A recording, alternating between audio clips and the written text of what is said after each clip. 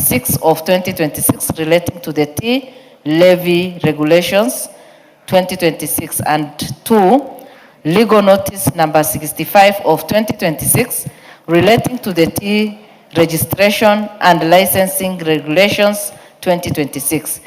Number 2, legal notice number 68 of 2026 relating to the social protection general regulations 2026 report on public participation undertaken during the development of the regulations, regulatory impact statement, and explanatory memorandum from the Ministry of Labor and Social Protection.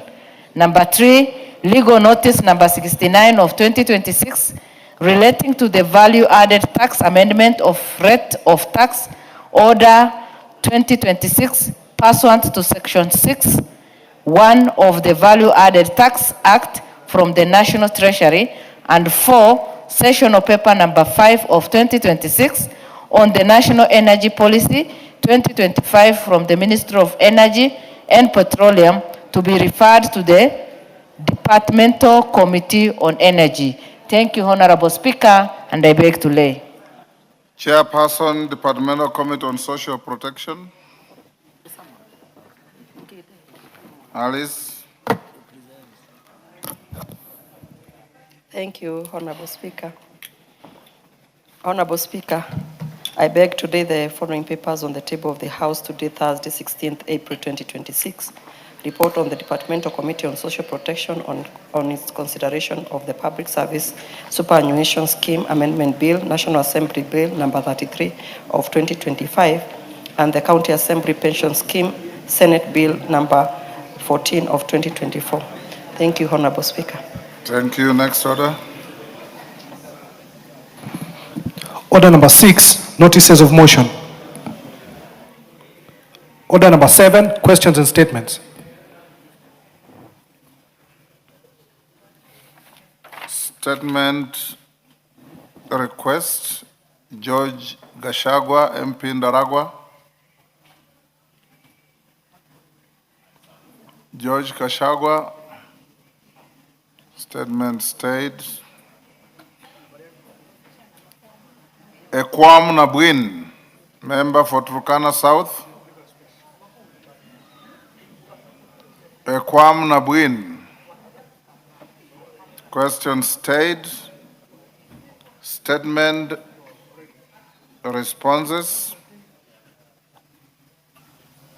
Chair, Administration and Internal Security, to the statement request by Mother Wangare MP Gilgil.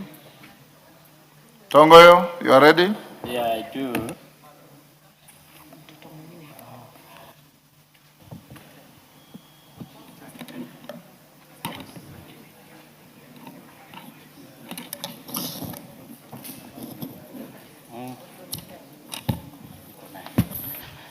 Thank you, Honorable Speaker.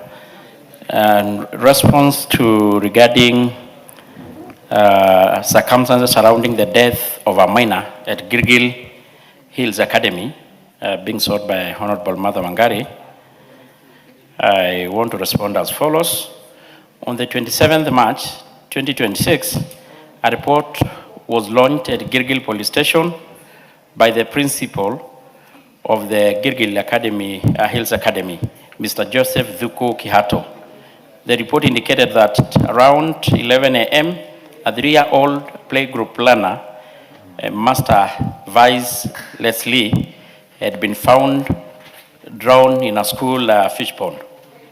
A child was immediately rushed to Girgil Sub-County Hospital, where he was pronounced dead on arrival. Police officers responded promptly and confirmed that the body had no visible external injuries, though the clothing was wet and there was whitish discharge from the nose. The scene was processed and documented, and the body was preserved at the hospital mortuary pending post-mortem examination. The investigation was initiated by the Sub-County Criminal Investigation Office, Girgil, under the inquiry file number 4 of 2026 on the 28th March. The scene was revisited and thorough examination by investigation alongside crime scene investigation personnel. A postmortem examination conducted on the same day by the government pathologist the cause of death as aspiratory asphyxia, secondary to immersion of the nose, and sample including body tissues and deceased clothing were collected and submitted to the government chemist for toxicological analysis. The DNA testing and the further examination. The result of the same test are still pending. Several witnesses have since been interviewed and the statement recorded. Additionally, a court order was obtained to facilitate the acquisition of the relevant mobile communication data to the support investigation. At this stage, no arrest has been made and no charges has been preferred. The investigation file has been forwarded to the Office of the DPP for legal review and guidance. The matter remains under active investigation. The toxicology finding, as indicated, samples were submitted to the government chemist on the 31st March for toxicological examination and related analysis. The results are pending and will inform the next course of action upon completion. And I think, Speaker, this is what was supposed to be submitted by the Department on Health. The previous instances at Gilgil High Academy, Hills Academy, according to the police record, there has been one prior reported death at the institution. In the case of a 13-year-old pupil, Linda Chepkorir, who passed on July 2008 while undergoing medical care at the school. And the investigation established the cause of death was peritonitis arising from a medical condition. However, the court later found the school nurse capable of negligence, and the civil proceedings were subsequently instituted by the family, resulting in a award of damage. The matter is currently pending before the Court of Appeal. And the matter relating to the Ministry of Education, I think that is the issue relating to the psychological support, safety policies, and school enforcement on the ban of corporal punishment and the installation of the CCTV system falls under the mandate of the Ministry of Education. And in conclusion, Honorable Speaker, the member wish to assure the committee that we are treating this matter with the seriousness it deserves, and investigations are ongoing. And signed by Dr. Raymond Omolo, the PS for the CS. Thank you, Honorable Speaker. I submit. Thank you, Mr. Speaker.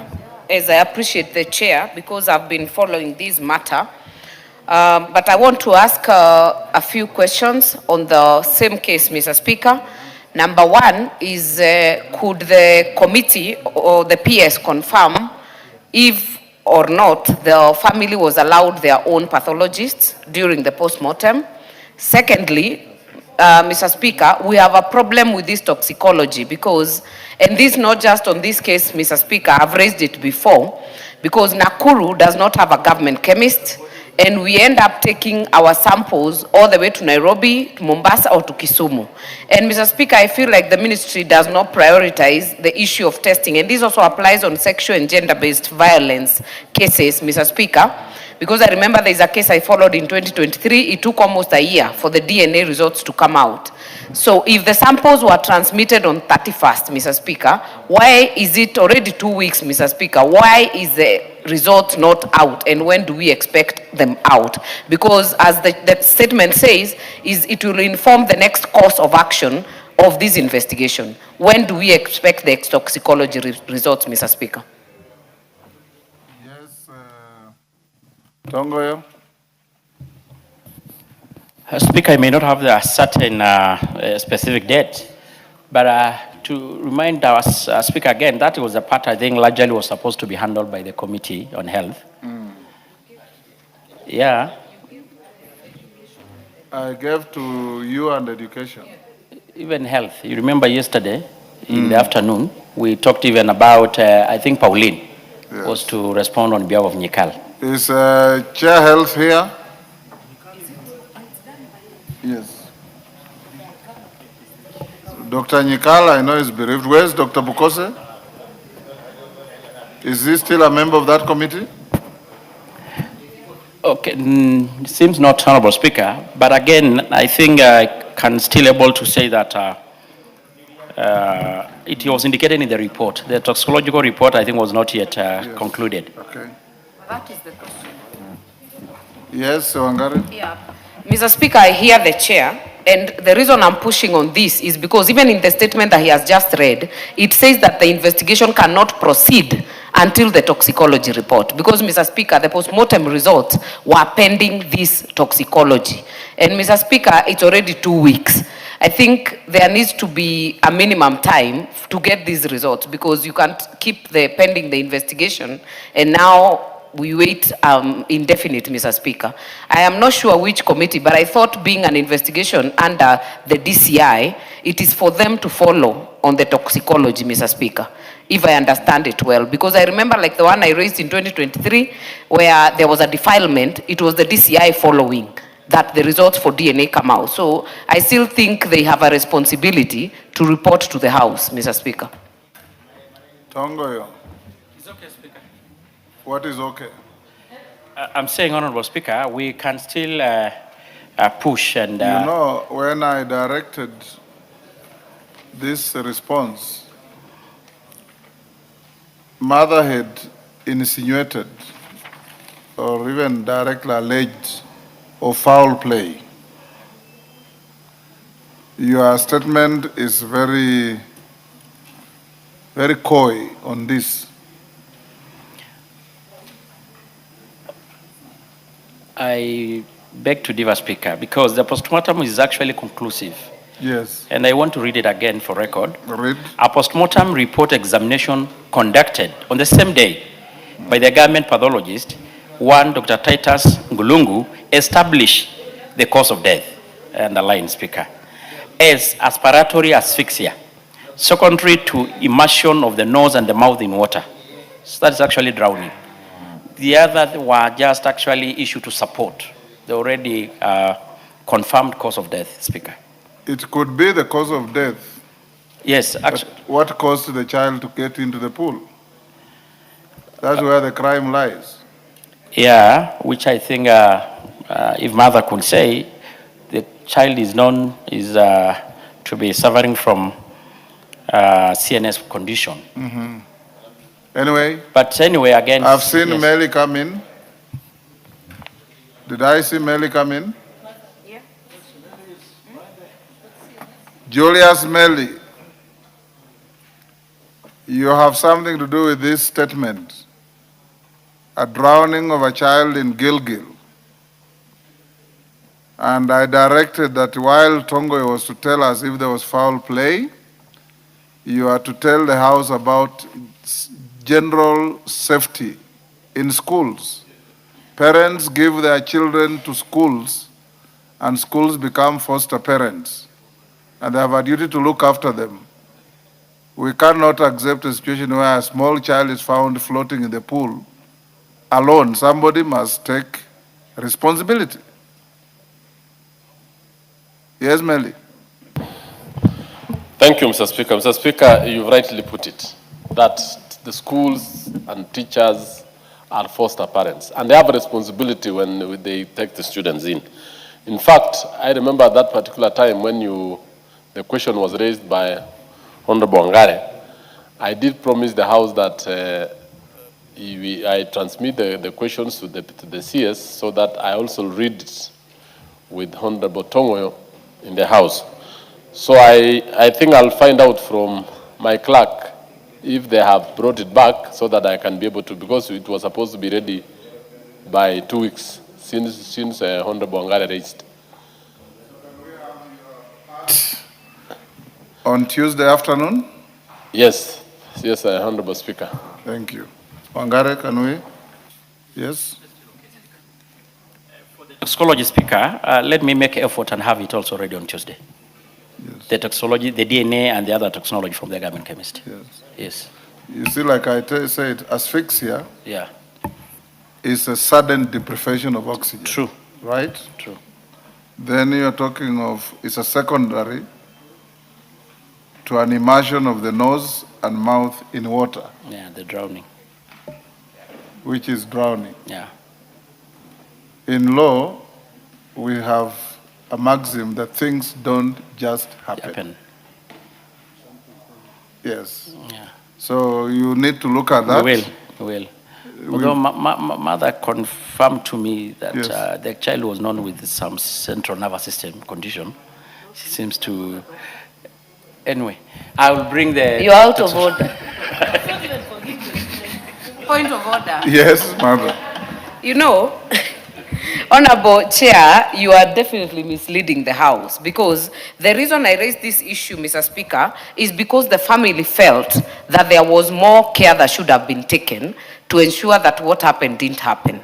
And the reasons and the questions they raised are still not answered, Mr. Speaker, because they asked how was this child in the fish pond, which was secured and fenced off. And there are very many in the questions in the investigation, Mr. Speaker. And also the other reason, in the post-mortem, if the toxicology was not important, why was it flagged off as pending, including in this statement, Mr. Speaker? Because it says the next course of this investigation will be determined by the toxicology. So, Mr. Speaker, in their own admission, there still is a pending issue of the toxicology, and that is why we are pushing for this to be published and to be made public, so that we know what is the next course of action on this investigation. So Tongoyo, when Meli brings his part of the response, you should be here also to compliment. Thank you. Next response, again by Tongoyo, to Dick Maungu. Is Dick Maungu in the house? Yes. Speaker, I'd assign my vice to read that. Russell, go ahead. Thank you very much, Honorable Speaker. Honorable Speaker, I wish to respond to a question by Honorable Dick Maungu, MP, regarding the prevailing incidents of insecurity in the country, with particular reference to the recent attack on the Senator for Vihiga County, Honorable Godfrey Osotsi. Honorable Speaker, circumstances surrounding the incident. On 8 April 2026, at approximately noon, Honorable Senator Godfrey Osotsi was at Java House, located at Western Mall in Kisumu County, attending to a private engagement. He was seated with a female companion when they were approached by a group of about 15 individuals. The individuals initially appeared friendly, with some greeting the senator before surrounding his table. They questioned him on his presence in Kisumu and alleged political affiliation. Before he could respond, they turned hostile and physically assaulted him, using blows, slaps, and kicks. The senator's security officer was temporarily absent, having been sent on an errand to a nearby NTSA outlet. Staff at the establishment intervened, prompting the attackers to flee. The senator sustained injuries and was rushed to Aga Khan Hospital, Kisumu, before being evacuated to Nairobi for further treatment. During the incident, the senator's mobile phone was stolen, as was that of his companion. Police officers promptly visited the scene and commenced investigation. CCTV footage has been secured and forwarded to DCI Forensic Laboratory for analysis. I wish to inform the House that 3 suspects have since been arrested within Nyalenda and Manyata areas. They are currently in police custody and are expected to appear before the Kisumu Law Courts on 17th April 2026 for plea taking, pending the recording of the senator's statement.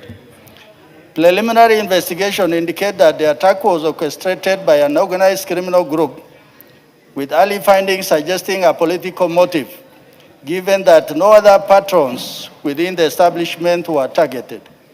However, the financiers behind the attack have yet to be identified.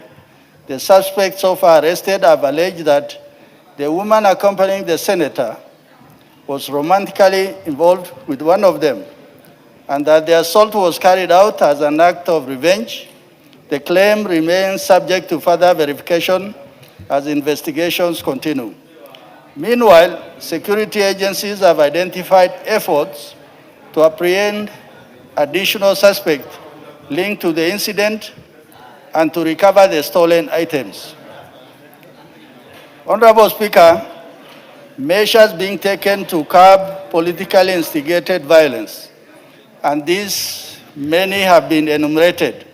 Enhanced intelligence gathering, deployment of additional security personnel, increased patrols and rapid response units, multi-agency collaboration, engagement with the political stakeholders, enforcement of law against incitement and violence, and security coordination for public officials, among others.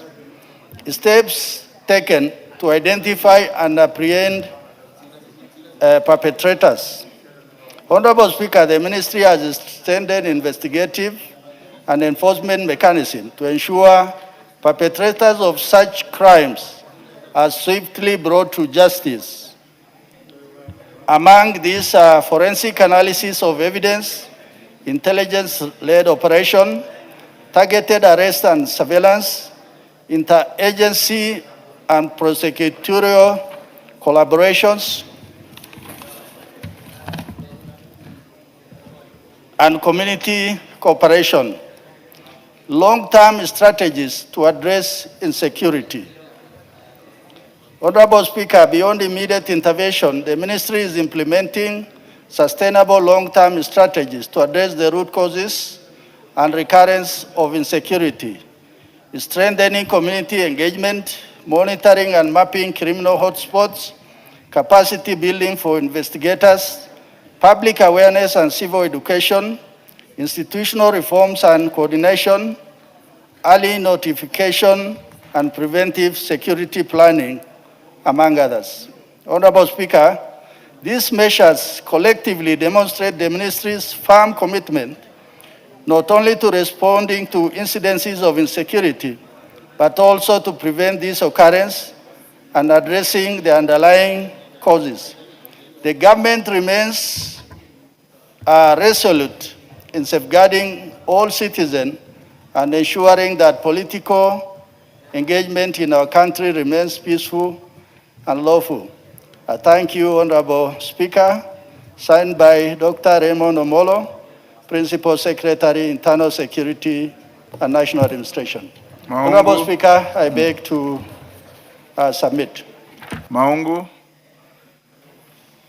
Thank you, Chair, and allow me to say thank you to the Chair for giving us a report. However, Mr. Speaker, the statement, or rather the feedback provided by the Chair is highly contradictory. Because on one part, on the second page of this statement, Mr. Speaker, it is said that early findings suggest political motive. And that is what had been captured earlier. Just below that, Mr. Speaker, another love triangle is brought in, Mr. Speaker. I have spoken to my senator, Mr. Speaker, who hails from my area, about this version of a woman being involved, Mr. Speaker. And his view of the statement, Mr. Speaker, is that this statement does not actually capture the truth as far as he knows. Interrogate the chair. That's what I'm doing, Mr. Speaker. You are reading the statement.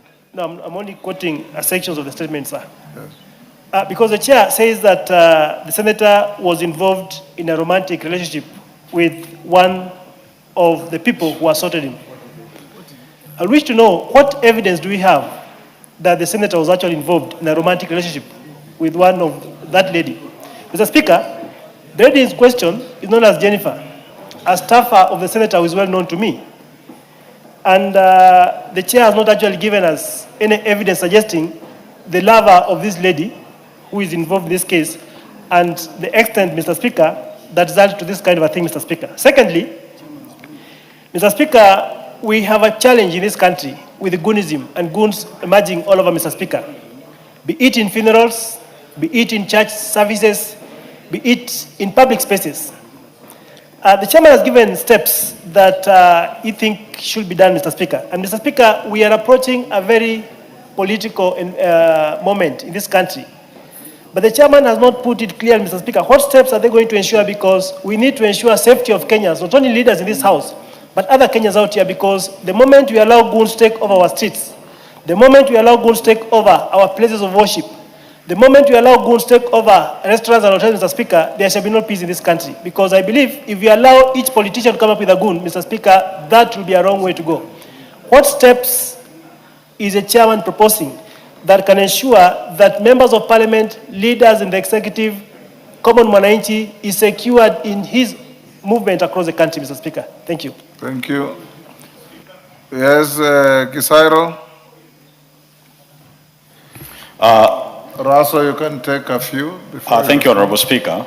Having listened to the chair read that response, and go ahead to read that they could not find the financials, but one of the suspect alleges that the lady with the senator had a romantic relationship with him. And there you find the financial of the rest of the goons, because he is the one then who brought them. Why have you interrogated this person more deeply to give us better facts rather than a whole report coming from a PS that looks like written in his office rather than interrogative and substantive response? We may have difference in political opinions. That is the nature of democracy. We will forever disagree. But to reach a point where we are financing goons to beat a member of parliament or any Kenyan to prove a point, and then know we are going to control the structures to give such flimsy and baseless responses, is really not going to help this country. We have to know that our democracy dictates that all of us have the freedom to express themselves. This response should not be accepted in this house, and we need to get a substantive response, and the culprit long statements that are not answering. Chair, you will help the house better than making a speech. Omondi. Thank you very much, Honorable Speaker. First, I think it is wrong for a statement of this nature on a matter like this to come from the PS, who is my friend, and whom I feel have a responsibility to try and assist. Yesterday, we were at the police station with Senator Osotsi. Before yesterday, and at the recording of statement, he has identified the PS as a person of interest. It is only fair that the PS distances himself from this particular matter and somebody else deals with the matter in question. There have been pictures. Yes, hold on Monday. Yes, Russell. Honorable Speaker, our standing orders are very clear. You cannot cast aspersion on somebody who is not a member of this house. Or in case you feel that the peers involved, please bring a motion so that as a house we debate. But throwing what he is not likely to be or what is not there, I think is unfair. Yes, Caroline. Honorable Speaker, I have not accused anybody. I am saying, in terms of fairness and truthfulness and even to protect PS Raymond Omolo, he should not have been the one to write that statement to this house, because the victim of that violent attack has mentioned him as a person of interest, both in the statement to the police and in actual social media, where you have seen a lot of pictures circulating around with him, his image, and those of the goons. But let me go to certain facts. Honorable Osotsi was attacked by 17 goons. Those 17 goons, we have identified each and one of them and given the names to the police. The 3 who have been arrested were not searched for by the police. They actually handed themselves over. In other words, the police has been reluctant to search for the goons who attacked Honorable Osotsi. Where are the other 14? Why are they not being arrested and it is known where they are? Even through phone triangulation, they can be traced. Why is it so difficult to get the 17? And their names and their faces and their images and their places of residence have been provided to the police. The 14 or the 17? The 14. Because there were 17, the 3 who have been arrested were not even found by the police. They were forced to report to the police to cool down the temperatures. Where are the other 14 to make the 17? Point made. Point made, yes, Owino? Thank you very much, Mr. Speaker. On this issue, Mr. Speaker, I want to tell the chair that there is no arrest that has been made by the police, as I concur with Honorable Karoli's sentiments, that these accused persons presented themselves to the police station. The 17 who were there, 14 are still at large. And Mr. Speaker, the PS that is purporting to have written that statement, telling us where we are so far with the investigations, Mr. Speaker, I want to tell you that you cannot give a hyena a proposal to write on how to keep the goats. It will instead write on how to eat the goats. The PS, Raymond Omolo, is vicariously liable for the attack of Senator Osotsi. Therefore, Chairman, arrest must be made. This PS should not treat us with these mere statements of puff and innuendos, and we will not tolerate this. Goons must be finished once and for all in this country. Thank you. And we are going to Kisumu on 26th. We want to meet. Yes, Kapchai, Member of Parliament. Thank you very much, Mr. Speaker. Mr. Speaker, we are your property as members of Parliament. We want first of all to thank the Parliament for taking quick action to move Senator Osotsi from Kisumu to Nairobi for treatment. First, thank you very much, Mr. Speaker, for both houses what they did. Second, Mr. Speaker, this report tells us that there are 2 more people who must be arrested. The first is that girl they are purporting to be in love. Can that girl be arrested, be brought here? I mean, to police. 2. Order, Honorable Kalasinga. If you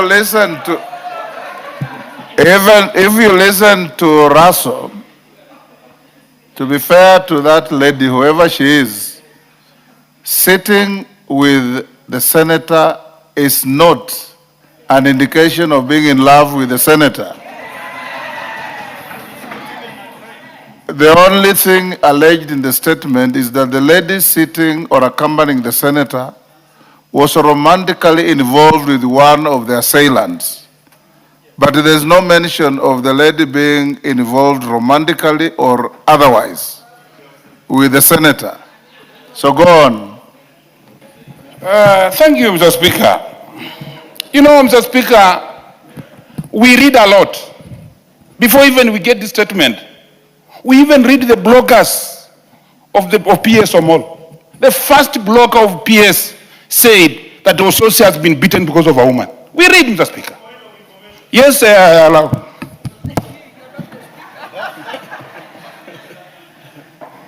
Honorable Speaker, it is important that we set the record straight. Yesterday we were at the police station. This particular lady came to record her own statement.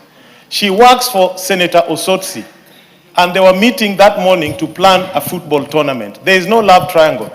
And even if Senator Osotsi has a personal relationship with anybody, is that the responsibility of goons to attack him? It cannot be. So this lady is innocent. She's a member of staff. She came that morning from Vihiga to meet Honorable Osotsi at the restaurant in Kisumu. So it is some blogger, a hired gun called a lie, who 10 minutes after Osotsi had been attacked was trying to spread that kind of lie. And Honorable Osotsi has already lodged a complaint under Cyber Crimes Act against that foolish fellow from Kileleshwa called a lie. Thank you. Thank you for information. Mr. Speaker, we are dealing with a serious Ask supplementary to Russell, who brought. This is not debate. This is statement time. All right.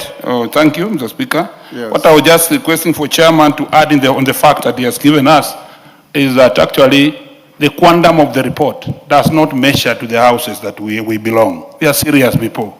Kenyan, we are moving towards an election where things must be taken seriously, Mr. Speaker. We are not happy. And as a lawyer from Western, Mr. Speaker, we are hurt. That is our son. Thank you, Mr. Speaker. Alice, Mr. Speaker, I was just asking, why are we only discussing about the lady and she's not here and making this information to be about that lady instead of talking about the senator who was attacked? Why are we bringing in that lady here in that discussion? yes, David Ocheng. Thank you, Mr. Speaker. Thank you so much. Mr. Speaker, our standing orders require that the principal secretaries in the various departments respond to us. And therefore, any insinuation that PS Raymond Omolo shouldn't have signed the response, Mr. Speaker, is for me out of order. Our standing orders, it could have been Omolo or anybody else. It didn't have to be Omolo. But he's the current PS in that department, Mr. Speaker. But I wanted to just ask a supplementary question whether the committee has considered whether this attack, because if you look at the line of questioning, was this attack politically motivated or was it an act of criminality on its own? Because that... Order, Karoli, you can't purport to inform anybody. Out Mr. of Speaker, Karoli then should go and do a statement of the police. Because he has so many facts about this. Maybe he attacked Ososi. Who knows? Who knows? Because he seems to know everything about this attack. Maybe he's a person of interest in this particular matter. Because he can't keep giving facts to Parliament. The police station just across the road. In fact, I saw you with Ososi there. Why did you write a statement? If you know all these things, why are you giving it to Parliament? So my question is, I don't want to be informed by you. I don't want to be informed by you. I just want the committee to check whether this attack was actually politically motivated or it was an act, because politicians tend to smoke things. You want to put smoke screen on, maybe there's something deeper in this. Has the committee gone ahead to check whether this attack was an isolated act of criminality or it was actually indeed a politically motivated attack? I don't want... Raso, can you respond to those? Carol Omondi, you are being rowdy. Hold on, Raso. Yes, Mere Mase.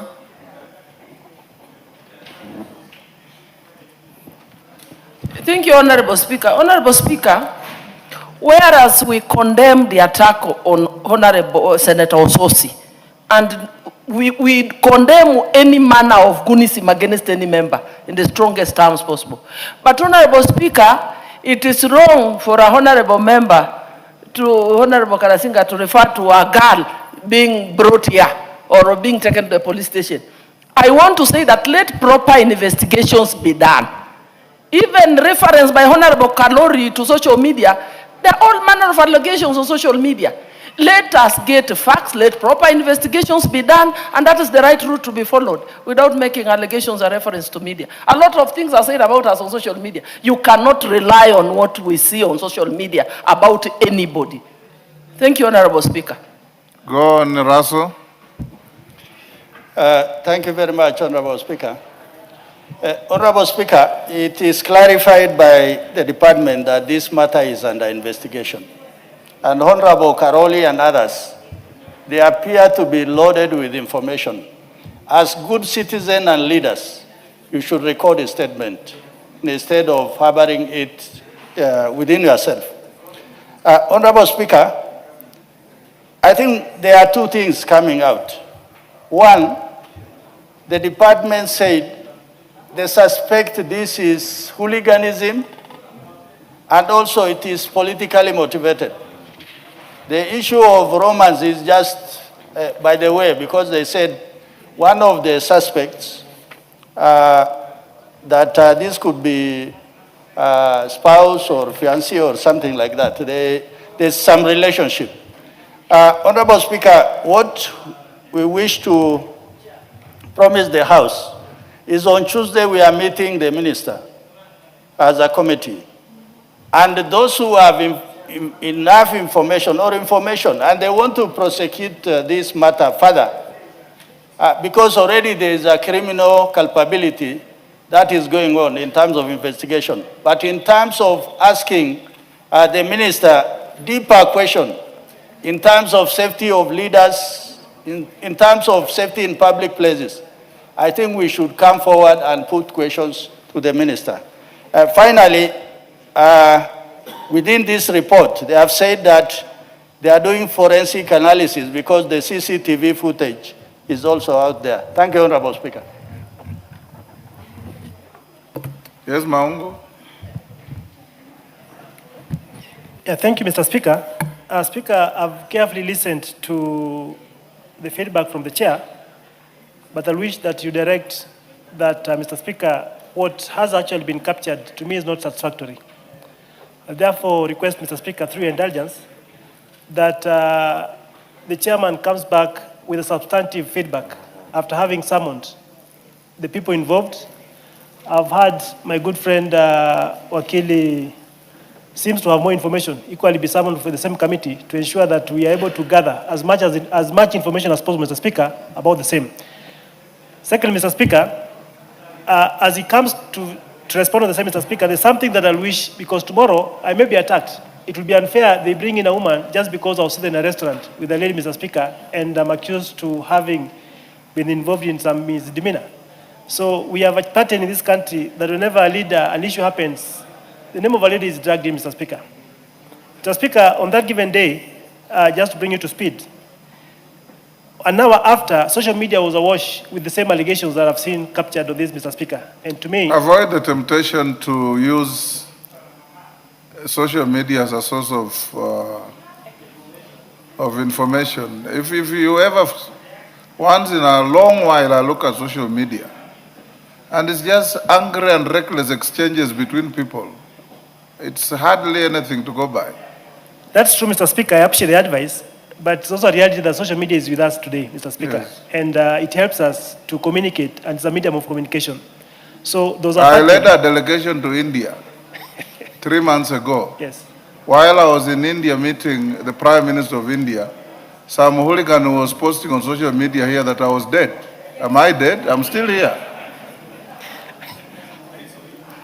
You saw it? Yeah, we saw it, Yes. Mr. Speaker. Yeah, so finally, I just call upon the chair, Mr. Speaker, that you... What you should, Maungo, Yes. you brought this statement. Yes, please. What you should be interrogating the chairman, he has alleged 3 motives. Political, yes. Romantic, romance, and hooliganism. yes. Those are the 3 issues you should ask him that he has brought to the floor. And he has also said that on Tuesday, and Tongoyo told us yesterday, the Minister for Security will be appearing before the committee, Yes. and they have invited any member with unanswered issues or unsatisfactory issues like the one you are prosecuting to go and interrogate the minister before the committee. Thank you. And I would encourage you to do that as well. Thank you, But sir. he has brought how many motives? 3. Yes. Politics, Political, hooliganism, romance. yes. Thank you, Speaker. I submit. Yes.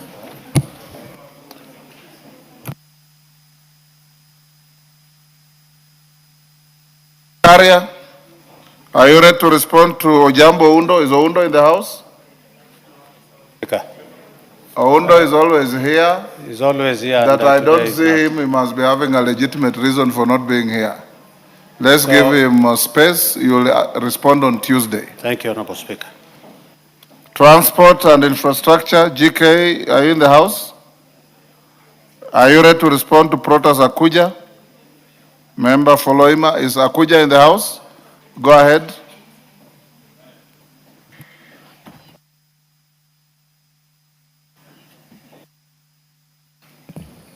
Thank you, Honorable Speaker. Honorable Speaker, the member for Loima, Honorable Dr. Protas Akuja MP, requested for a statement from the chairperson of the Departmental Committee on Transport and Infrastructure regarding the lack of National Transport and Safety Authority services in Turkana County. Honorable Speaker, in the statement, the Honorable Akuja sought to establish, among other things, 1, the immediate plans by the Ministry of Roads and Transport to provide NTSA services in Turkana County, including specific timelines, and 2, the long-term measures by the ministry to ensure equitable decentralization of NTSA services to underserved counties such as Turkana County. Honorable Speaker, the committee received a response from the Ministry of Roads and Transport through the Clerk of the National Assembly, which I now wish to make. One, regarding the immediate plans by the Ministry of Roads and Transport to provide NTSA services to Turkana County, including specific timelines. The Cabinet Secretary submitted that the Ministry, through the National Transport and Safety Authority, remains committed to ensuring that all services are decentralized to all counties spread across the country. With respect to the concerns raised, the Ministry confirms the following action on provision of NTSA services in Turkana County. A, operationalize the Huduma Center desks in Lodwar town and deploy staff to facilitate enrollment for smart driving license and issuance of registration services, including issuance of logbooks. B, carry out scheduled driver testing programs in partnership with the driving schools to facilitate the licensing of potential drivers. And C, undertake monthly outreach programs to various parts of the county in an effort to bring services closer to the people. These services include registration of license services, motor vehicle inspection.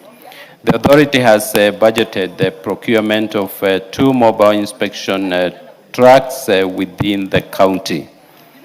Honorable Speaker, regarding the long-term measures by the ministry to ensure equitable decentralization of NTSA services to undertake to underserved counties such as Turkana, the Cabinet Secretary submitted that to ensure seamless, continuous, and consistent service delivery to the people of Turkana and other underserved counties in the long term, the ministry commits as follows.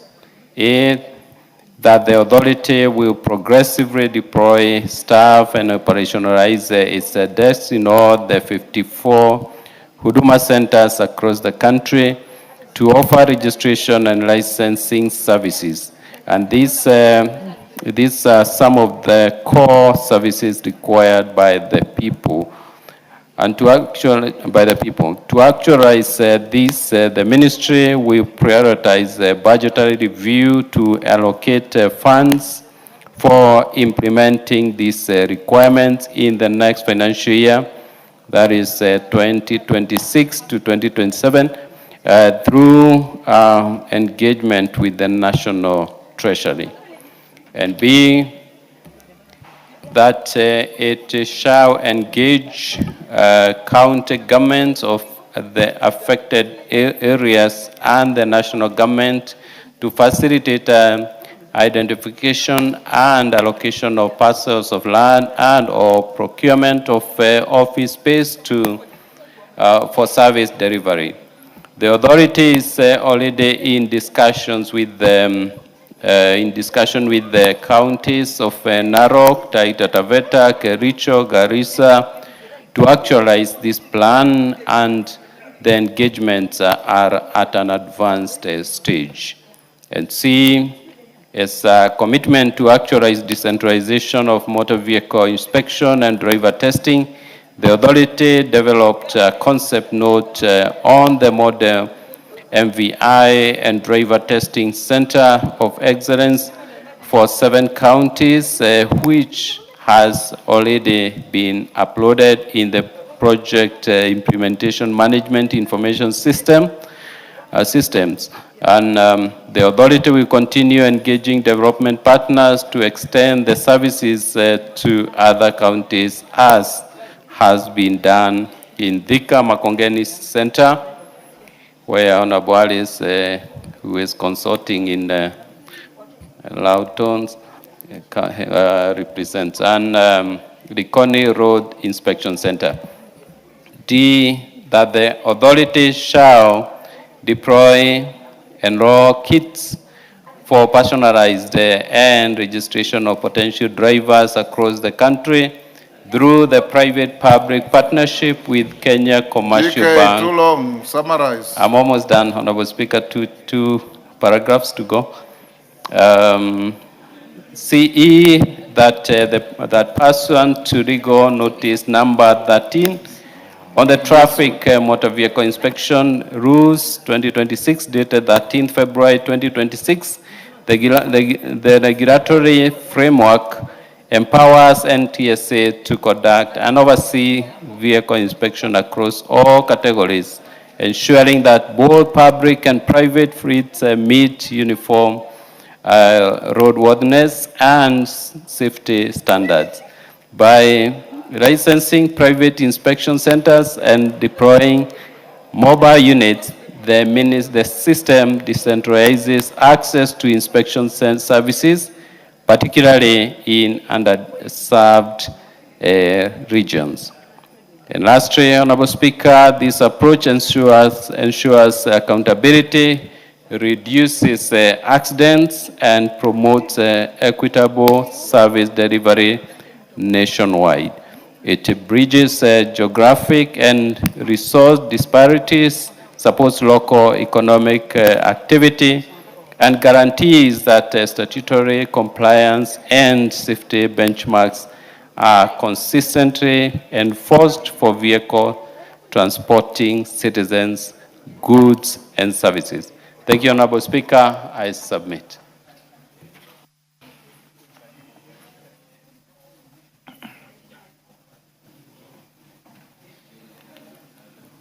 There is one next to you. Thank you, Honorable Speaker. I want to thank the CS through the Chair of Transport and Communication by attempting to answer the questions or the response that I asked. Honorable Speaker, the CS has not attempted to address the issue of timelines. Honorable Speaker, as you are aware, Turkana County is the largest county in Kenya, covering an area of 77 square kilometers. And therefore, this particular county is supposed to be a region on its own. Because from the response, I've heard that NTSA took over from the ministry the old regions, that is before devolution. And therefore, we will continue getting our services through the old regions, like where Turkana is situated in Rift Valley. And therefore, the headquarters of Rift Valley those days was Nakuru. Therefore, for you to be able to get your logbook, or rather to get a new plate, you need to come to Nakuru to pick it. This has a lot of disadvantage to the people living in that particular place, because even Lodwar alone, where he has mentioned of Huduma Center, Huduma Center is in Lodwar town only. For you to travel from Lodwar to Kibish, you will travel more than 400 kilometers. And for you to travel from Lodwar to the farthest part of the county to the south, you will have to travel more than 295 kilometers. So being in Lodwar or being in Turkana County alone is a challenge. And therefore, picking these particular services or getting these services from either Eldoret or Nakuru is a challenge. So we need to know from the CS, what immediate measures are they putting to be able to allow the people of Turkana get their logbooks from the nearest point, even if it means Lodwar. We'll be happy. Thank you, Honorable Chair. Yes, Akuja, in this house, there is the speaker, not a chair. Go on, GK. Thank you, Honorable Speaker. I think the minister has given three steps that he's taking. First is budgetary support for decentralization of these services. And two, availing the same services through Huduma centers And 3, privatization of these services, as indicated in my report, number E, and I believe he has the report, citing rules number citing legal notice number 13 of the traffic motor vehicle rules 2026 dated 13 February. And this Honorable Speaker will help the people of Turkana and all other Kenyans access these services within the required time. Thank you. Thank you. Thank you. Honorable members, George Kashagwa and Ekwam Nabwin, your statements will be scheduled for next Tuesday. Members on their feet, take your seats. Members on your feet, take your seats.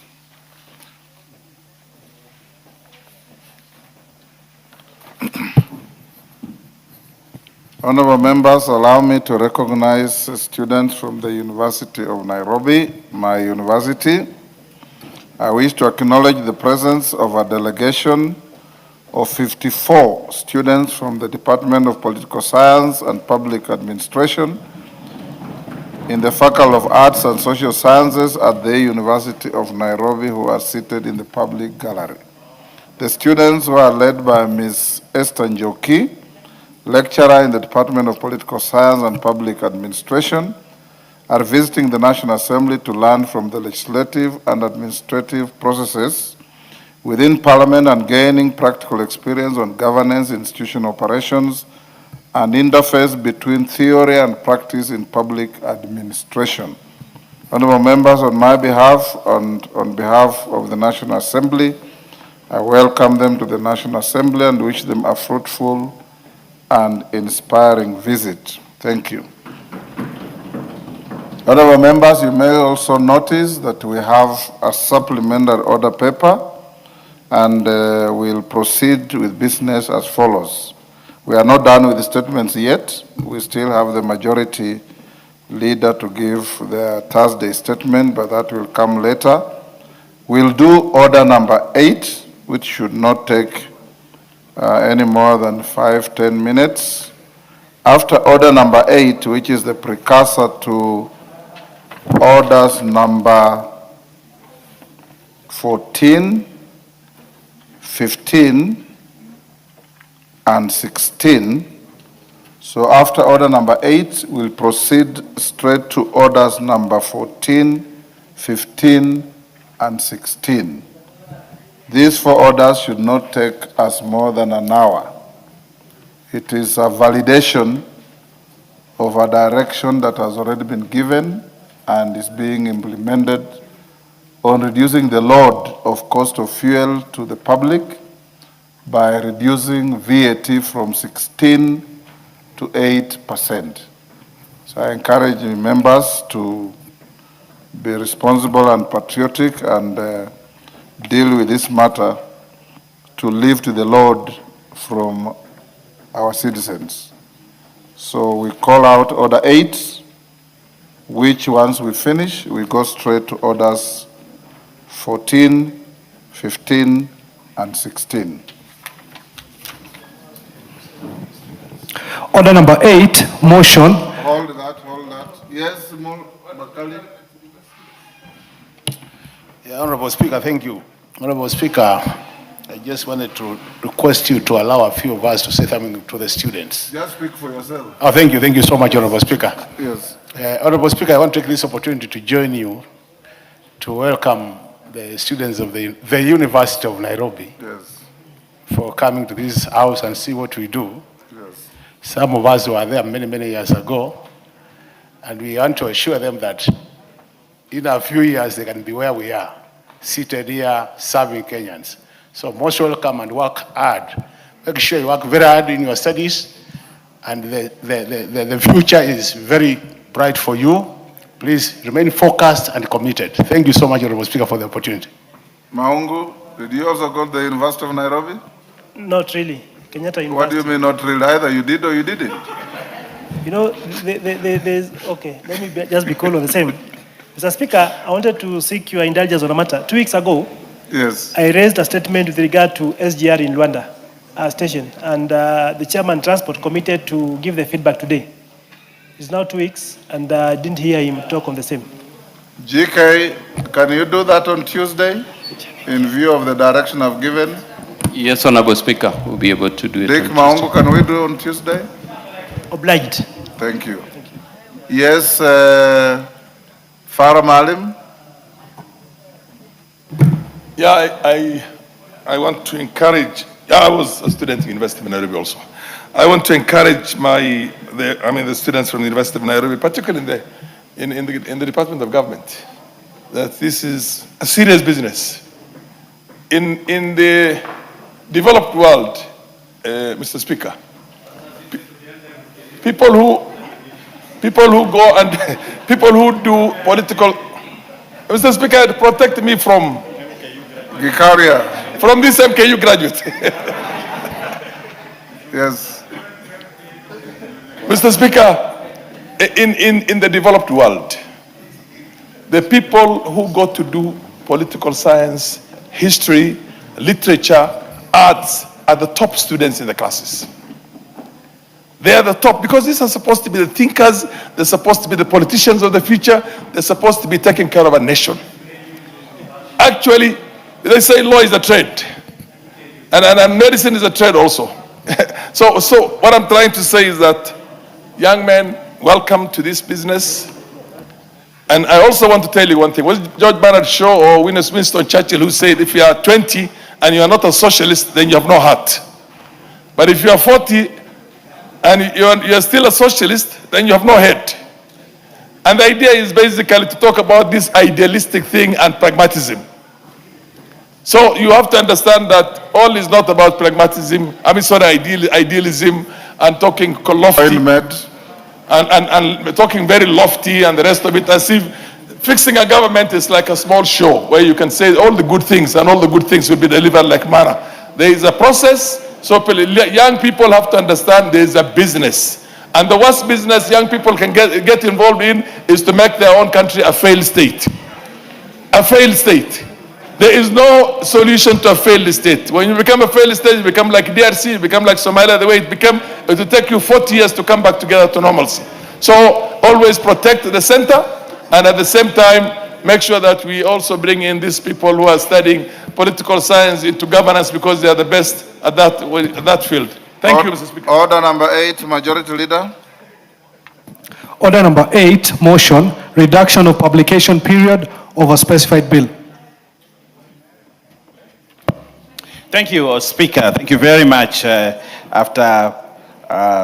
me not say that for now, Speaker. But pursuant to the provisions of standing order. You obviously didn't go to the University of Nairobi, did you? I went to a university called Pennsylvania State University in the United States. Go ahead. It's an Ivy League university. That pursuant to the provisions of Standing Order 120, this House resolves to reduce the publication period of the Value Added Tax Amendment Bill, National Assembly Bill number 21 of 2026, from 7 days to 6 days. Honorable Speaker and honorable members of this House, we have an opportunity to get into the space and ensure that we offload the load that is on our Kenyans, especially on the fuel. And therefore, instead of waiting for 7 days to do publication, we would like to reduce the 7 days by 6 days and ensure that we do this urgently because it's an urgent matter, and we pass this bill, we go through it, and I want to request that we approve the procedural motion to reduce the publication period of this specified bill, Honorable Speaker, and therefore request the Honorable Kimani Kuria to second. Kamau Kuria was my professor of law at the University of Nairobi. Yes. To second. Thank you very much, Honorable Speaker. As Kenyans are aware, we are facing a crisis And this House is rising to the occasion to fix that crisis. And it's for that reason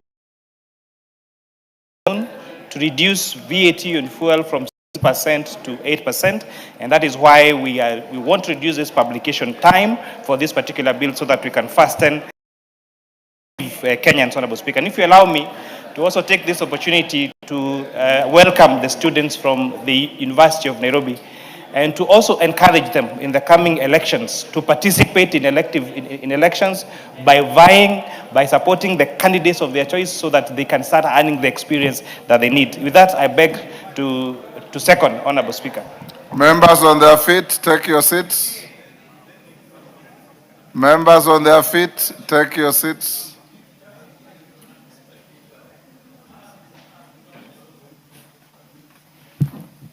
Honourable members, I'll now propose the question at order number 8, which is that, pursuant to the provisions of Standing Order 120, this House resolves to reduce the publication period of the VAT Value-Added Tax Amendment Bill, National Assembly Bill number 21 of 2026, from 7 days to 6 days.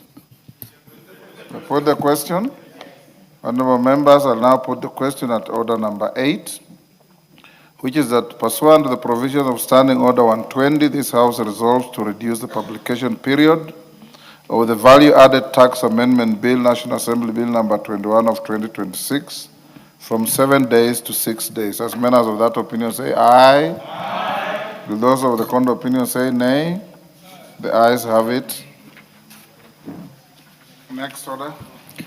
Order number 14, the Value-Added Tax Amendment Bill, National Assembly Bill number 21 of 2026, first reading. A bill for an act of parliament to amend the Value-Added Tax Act and for connected purposes. Order number 15, the Value-Added Tax Amendment Bill, National Assembly Bill number 21 of 2026, second reading. Yes, Majority Leader. Honourable members, let me have your consensus. Can we spend less than an hour on this? 30 minutes. How much time do you want? 30. Order, Kikaria, 2 minutes will not be enough for saying I beg to move. 30 minutes? Yes. Is that the consensus of the House? Yes. Okay, go ahead, Owen. Thank you, Honorable Speaker. Honorable Speaker, I beg to move that the Value-Added Tax Amendment Bill, National Assembly Bill number 12 of 2026, be now read a second time. Honorable Speaker, I want to thank the members first for approving the motion, the procedural motion, so that we can reduce the time. And I want to say we are very grateful for that. Secondly, Honorable Speaker, from the onset, this is an emergency bill. An emergency bill, Honorable Speaker, and therefore nothing about this bill is ordinary, and nothing about this bill is something that we can spend a lot of time on, like you've said. It is also akin to the bills that we passed in 2022 during the COVID pandemic. During the COVID pandemic, Honorable Speaker, we faced a situation like this. And Honorable Speaker, during the time, how this House rose to the occasion and ensured that we passed laws in this House that protected Kenyans. This is the moment as such that we have to pass this bill, Honorable Speaker, to protect Kenyans. Secondly, Honorable Speaker, Kenya exists within the global financial ecosystem, and therefore the war and disruptions that has been happening in the Middle East has greatly affected our country. Like you are aware, Honorable Speaker, the war between Iran and the United States and many other countries, Honorable Speaker, that have joined the war have actually led to the disruption of the global trades, Honorable Speaker. And one of those trades that have been effectively affected by this conflict that we have in the Middle East, Honorable Speaker, is trade on fuel, Honorable Speaker. The fuel prices in the current pricing cycle are primarily driven by external economic factors rather than domestic policy decisions, Honorable Speaker. So we face a situation where global prices are now affecting this country. And therefore, what we have is not because of domestic policies that have driven up the prices of fuel up, Honorable Speaker, but because of the international market, the international trade that we have, and the geopolitics put together, Honorable Speaker. And therefore, Honorable Speaker, Kenya imports all its refined petroleum products. And as such, local fuel prices are directly influenced by international petroleum prices.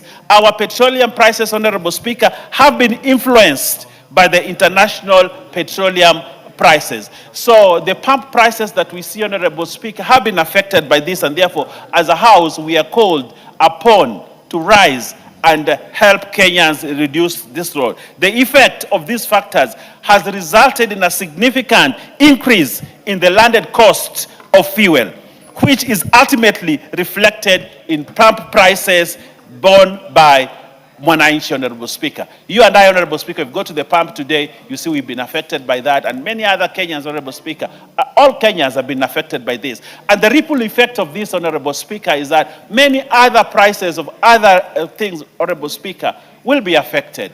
First, the cost of transporting this fuel from the Gulf to Kenya itself, the freight costs are high, Honorable Speaker. And when the fuel lands here, Honorable Speaker, cooking gas will be affected, farm produce will be affected, and many other facets, Honorable Speaker, of the economy will be affected because of this. And therefore, as a House, we need to rise up to defend Kenyans on this. Honorable Speaker, we must adjust based on existing circumstances.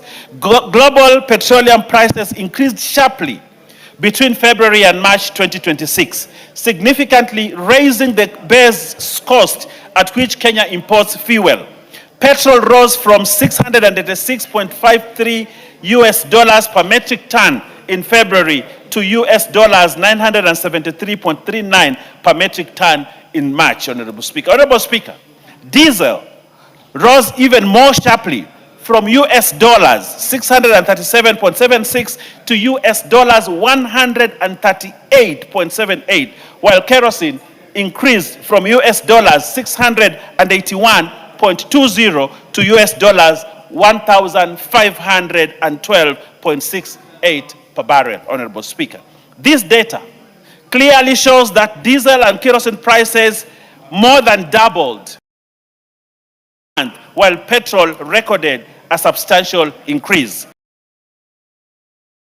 At a time like this, Honorable Speaker, the exchange rate moved from 129.27 per dollar. It is significant looking at the thousands and millions of liters that we bring in the country. While this movement of the dollar from 129, imports are dominated in the US dollar, in the US currency, Honorable Speaker. Even a small depreciation or increase translates into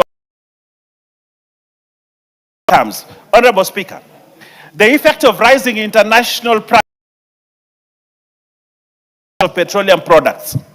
Super petrol increased from 3.87 in March, representing a 41.5. That of kerosene, Honorable Speaker, is 5%, Honorable Speaker. This clearly confirms that the is the cost at which fuel is imported into the country and the freight cost that we face. Honorable Speaker, what are the measures that government is taking against the rising global prices? On March,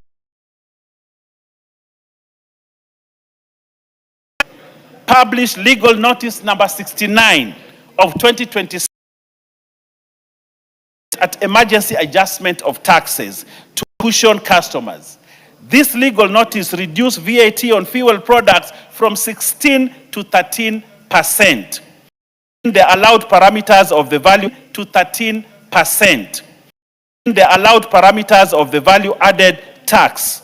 Notably, Section 6(1) of the Value Added Tax Act, Cap 476, which allows the Cabinet Secretary for the National Treasury to vary VAT taxes by up to 25% of statutory rate through a Gazette notice. I think, Honorable Speaker, if you look at that statute, I know it. 476, Honorable Speaker, I know it. It is very clear. 3.69 per litre, and this, while kerosene stood at 149.49. In Nairobi, in this city, Honorable Speaker, petrol was at Kenya shillings 206.97 per litre, and diesel at 206.84, and kerosene at 152. The slight variations reflect logistical costs within island towns such as Nairobi, bearing higher transport and distribution expenses compared to Mombasa.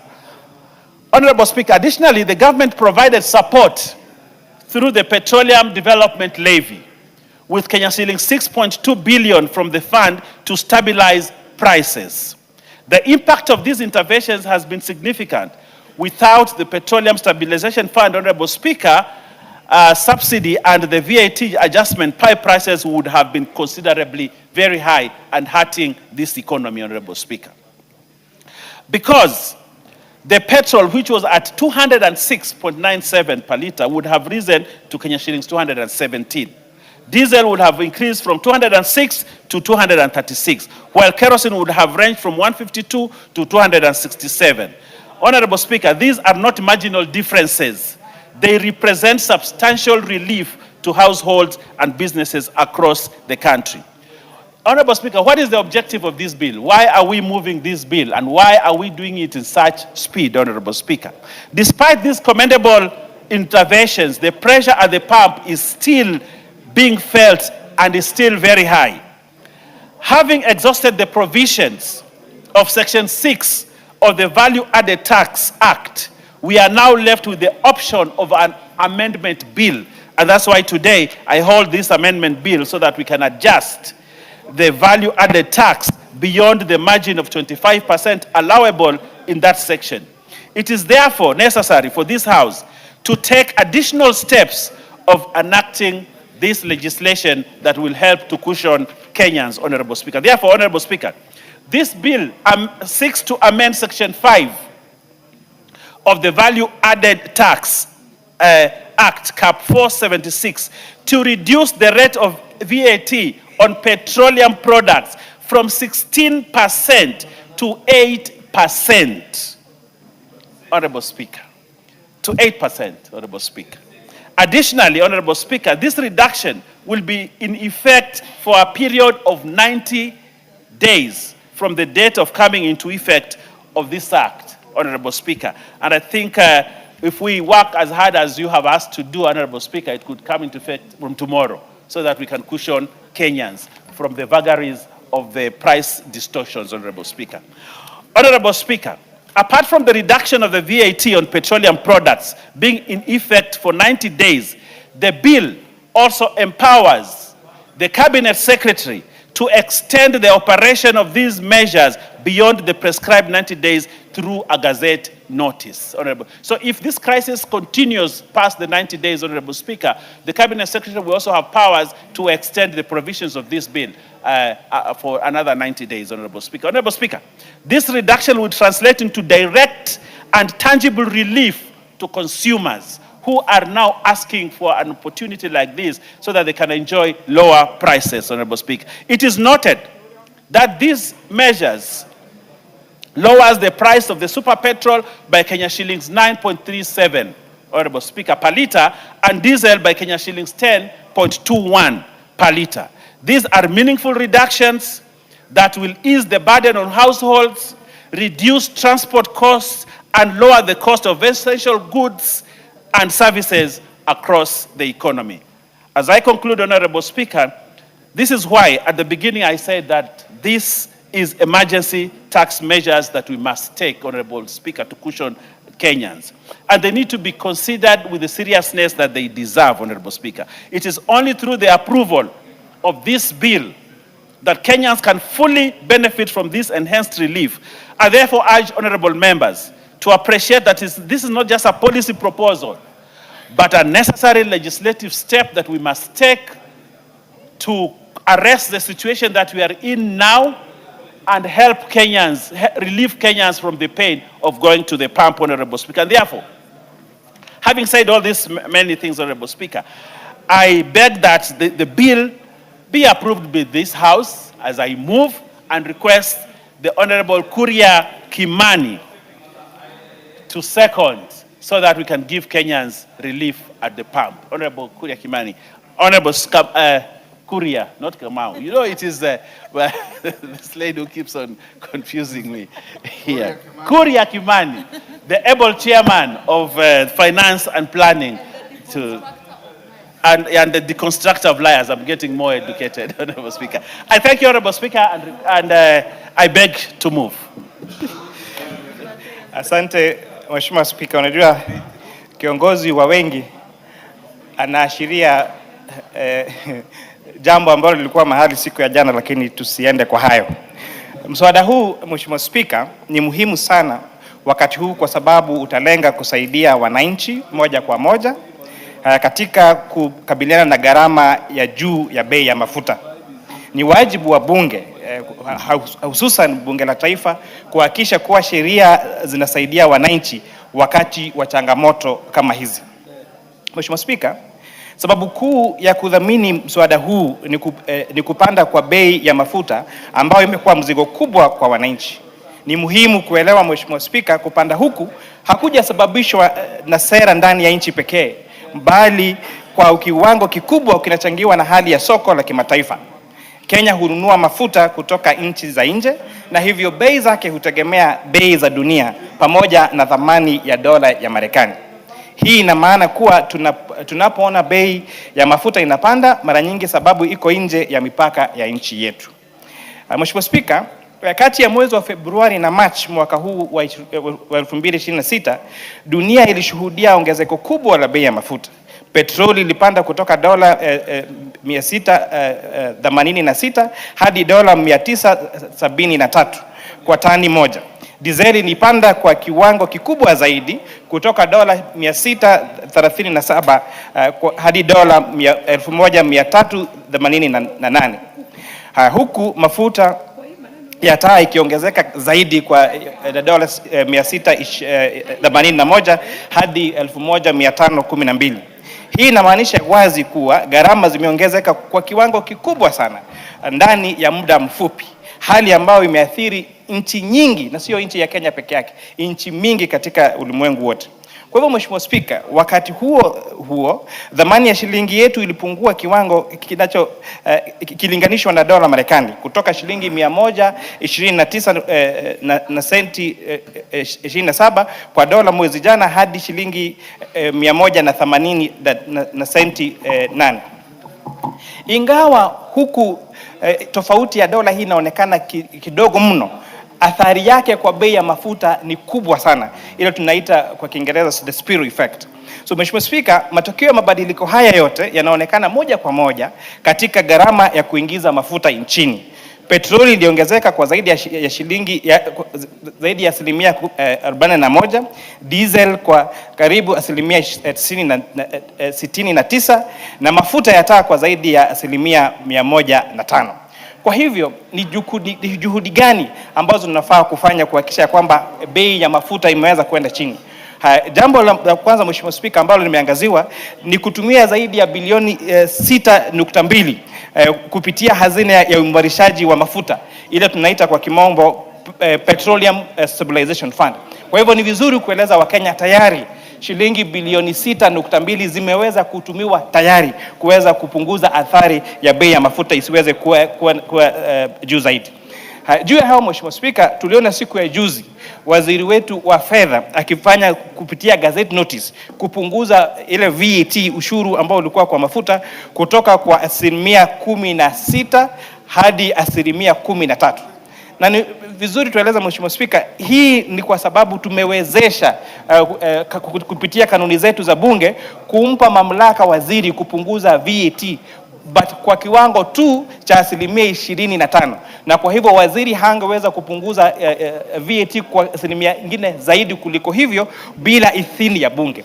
Na ndio maana, Mheshimiwa Spika, sasa tuko hapa siku ya leo kupitisha huu mswada ili VAT sasa iweze kupunguzwa kutoka 13% hadi 8%, Mheshimiwa Spika, ili tuone kwamba bei ya mafuta ya petroli iweze kupungua kupitia shilingi 9 na senti 37 na diesel iweze kupungua kwa shilingi 10 na senti 21, Mheshimiwa Spika. Mheshimiwa Spika, ni vizuri kueleza Wakenya kwamba sababu ya sisi kuchaguliwa ni kukuja kufanya sheria ama kuunda sheria katika nyumba hii. Na hivyo mojawapo ambayo tumefanya vile rais ameamrisha na vile baraza la mawaziri wanaamrisha, ndio maana hii sheria imeweza kuchapishwa leo, na leo hii tutaweza kupitisha kutoka first reading hadi third reading, ili bei ya mafuta kuanzia leo hiyo VAT iweze kupungua kutoka 16% hadi 8%, Mheshimiwa Spika.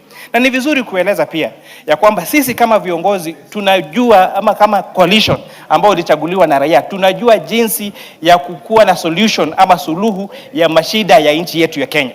Hatuhitaji kusomewa na wengine ama kuelezwa ama kusukumua vile ambavyo tunaweza kufanya. Na hii ni mojawapo ya shinikizo hili la kwamba bunge leo itasimama na itaweza kupunguza VAT kutoka 16% hadi 8%, ili hiyo athari ambayo ingekuwa kwa bei ya mafuta isiwe inaangamiza Mkenya, Mheshimiwa Spika. So kwa hayo mengi ningetaka kuunga sana hoja hii na kuomba wabunge wote ambao kwa siku ya leo waweze kuunga hoja hii, tuweze kupunguza ushuru wa mafuta ili tuweze kupunguza gharama ya maisha kwa Wakenya wetu. Na niwakumbushe pia, unajua kuna wengine, Mheshimiwa Spika, wakati maongeo kama hii ambao tunaongea kuhusu kupunguza gharama ya bei ya mafuta, hawakuji katika bunge, Mheshimiwa Spika. Lakini utawapata kule katika mazishi, utawapata kule katika rallies wakitusomea jinsi ambavyo tunafaa kufanya. Na wao wamechaguliwa, wanalipwa mshahara na raia kuja kutengeneza sheria katika bunge letu, Mheshimiwa Spika. Lakini ikifika hiyo hawamo. Lakini kule nje ndio wanatupigia kelele zaidi, na kule kwa maredio na kwa TV wakisema jinsi ambavyo tunafaa kufanya, lakini wao hawajibiki katika kuja katika bunge kama hii kupitisha mswada siku ya leo, mswada wa kupunguza ushuru wa mafuta, Mheshimiwa Spika. Na ningetaka pia wale wengine ambao wanatuangalia hapo awali, Wakenya wamechapisha majina ya bunge kulingana na zile kura wamepiga. Wakati tulikuwa tunaongeza VAT hii kutoka 8 to 16%, majina hayo yalichapishwa. Pia leo, Mheshimiwa Spika, ni vizuri majina yachapishwe ya wabunge ambao wataajibika siku ya leo kupiga kura kuhakikisha kwamba tumepunguza gharama ya maisha, tumepunguza gharama ya mafuta, tumepunguza ushuru wa mafuta kutoka 16% hadi 8%, Mheshimiwa Spika. Na kwa hayo mengi ningetaka kusecond. Thank you, Mheshimiwa Spika. Those on their feet, take your seats. Members on their feet, take your seats. Honorable members, I now propose the question at order number 15, which is the Value-Added Tax Amendment Bill, National Assembly Bill number 21 of 2026, be now read a second time.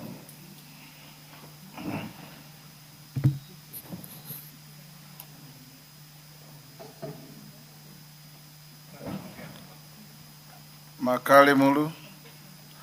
Since we agreed on limited time, how many minutes do we give to each member? 3 minutes? Okay.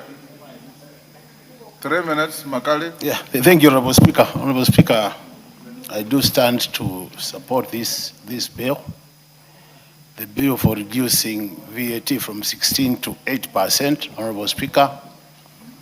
Honorable Speaker, what this House has done today is very important. You know, yesterday, Honorable Speaker, when we had the reduction from 13 to 8, making the total reduction to be 50%, we were wondering whether that is within the legal framework. And it's important that, Honorable Speaker, what we have done today should be the way to go. That the reduction of VAT by beyond 25% needs the House's approval. We all live in this country. I don't think there is any stranger in Jerusalem here. And we know what is happening out there. So, honorable members, we need to cushion our Kenyans. The public who are using public transport, Kenyans who are manufacturing, the cost of energy has gone very high because of this increase in oil prices. So I think we need to pass this bill as soon as possible. But I also want to urge the government, Honorable Speaker, because I've had Kenyans debating about why is oil cheaper in Uganda, in Tanzania, and the neighboring country as compared to Kenya. The reason is because of the taxes and the levies we boast to the product, because we get them from the same source.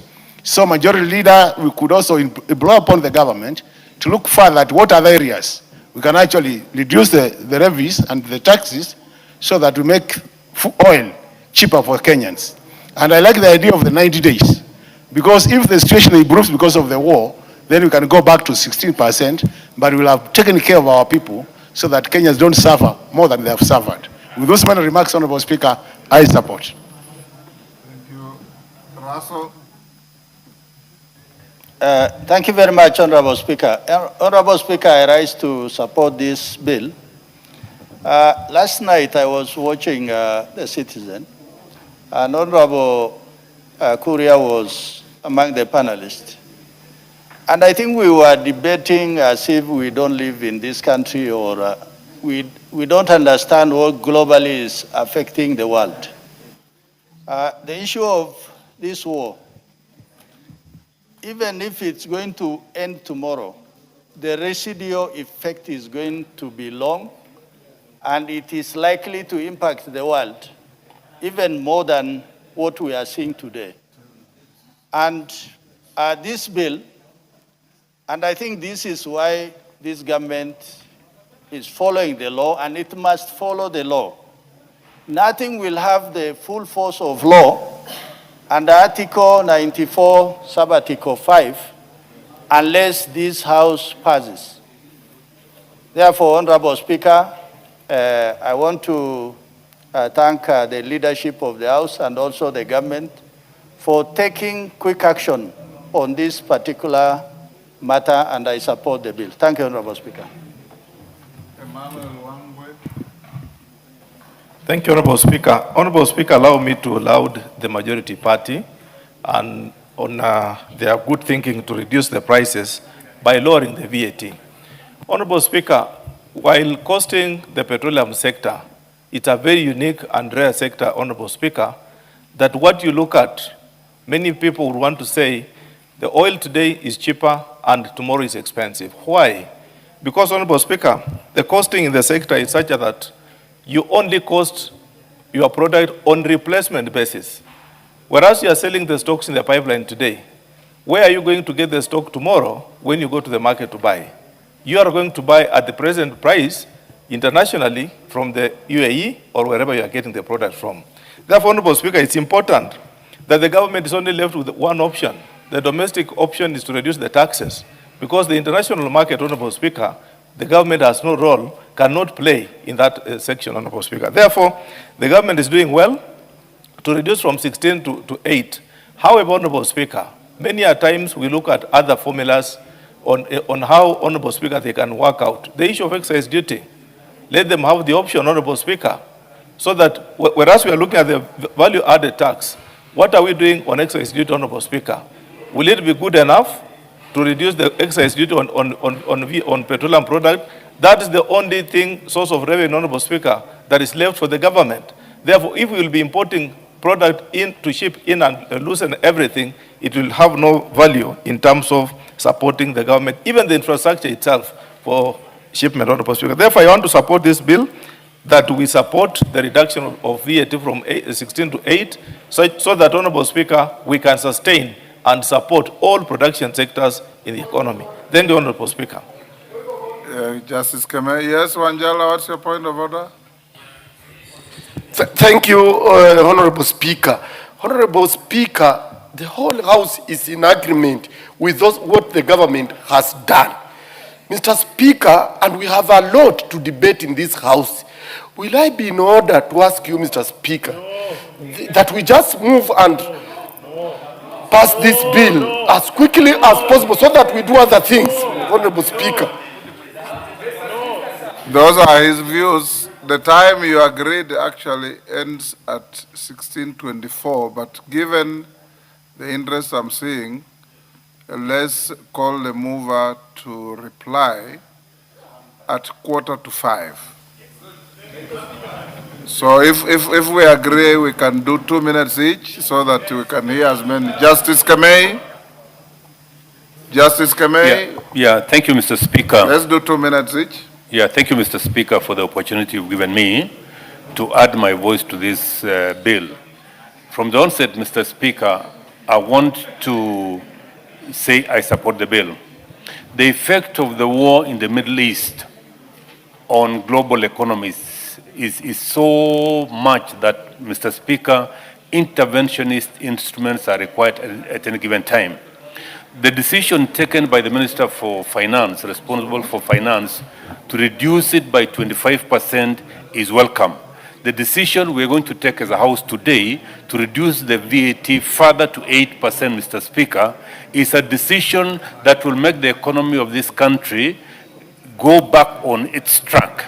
We were a little bit taken off track by the increase in fuel prices, the increase in energy prices because of the war in the Middle East.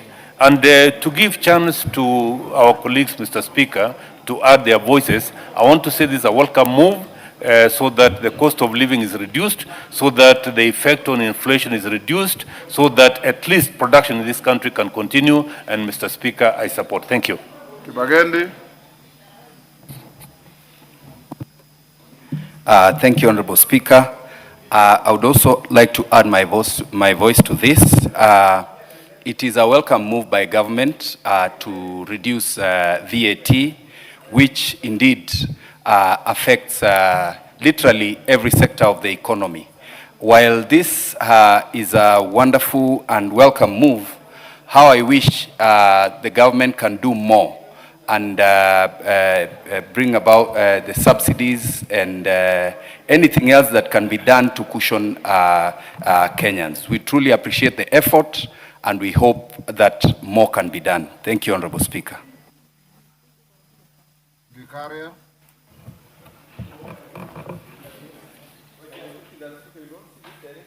Thank you, Honorable Speaker. Is in Vicaria in that direction? I rise to support this very important bill that has been brought by the majority leader. Honorable Speaker, the first thing is the importance of the commencement date. Honorable Speaker, as indicated in the bill, it says that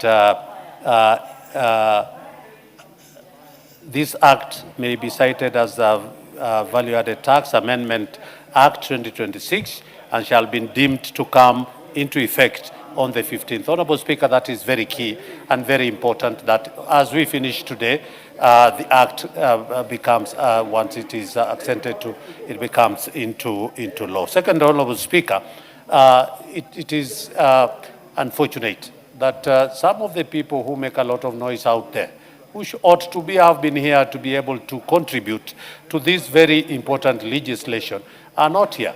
But we want to appreciate, Honorable Speaker, that the government has taken, through this bill, has taken some steps to be able to address a very, very important aspect. And lastly, Honorable Speaker, is to assure Kenyans that we had an opportunity to be able to go through this process with the respective the ministry and the respective stakeholders. Honorable Speaker, it's my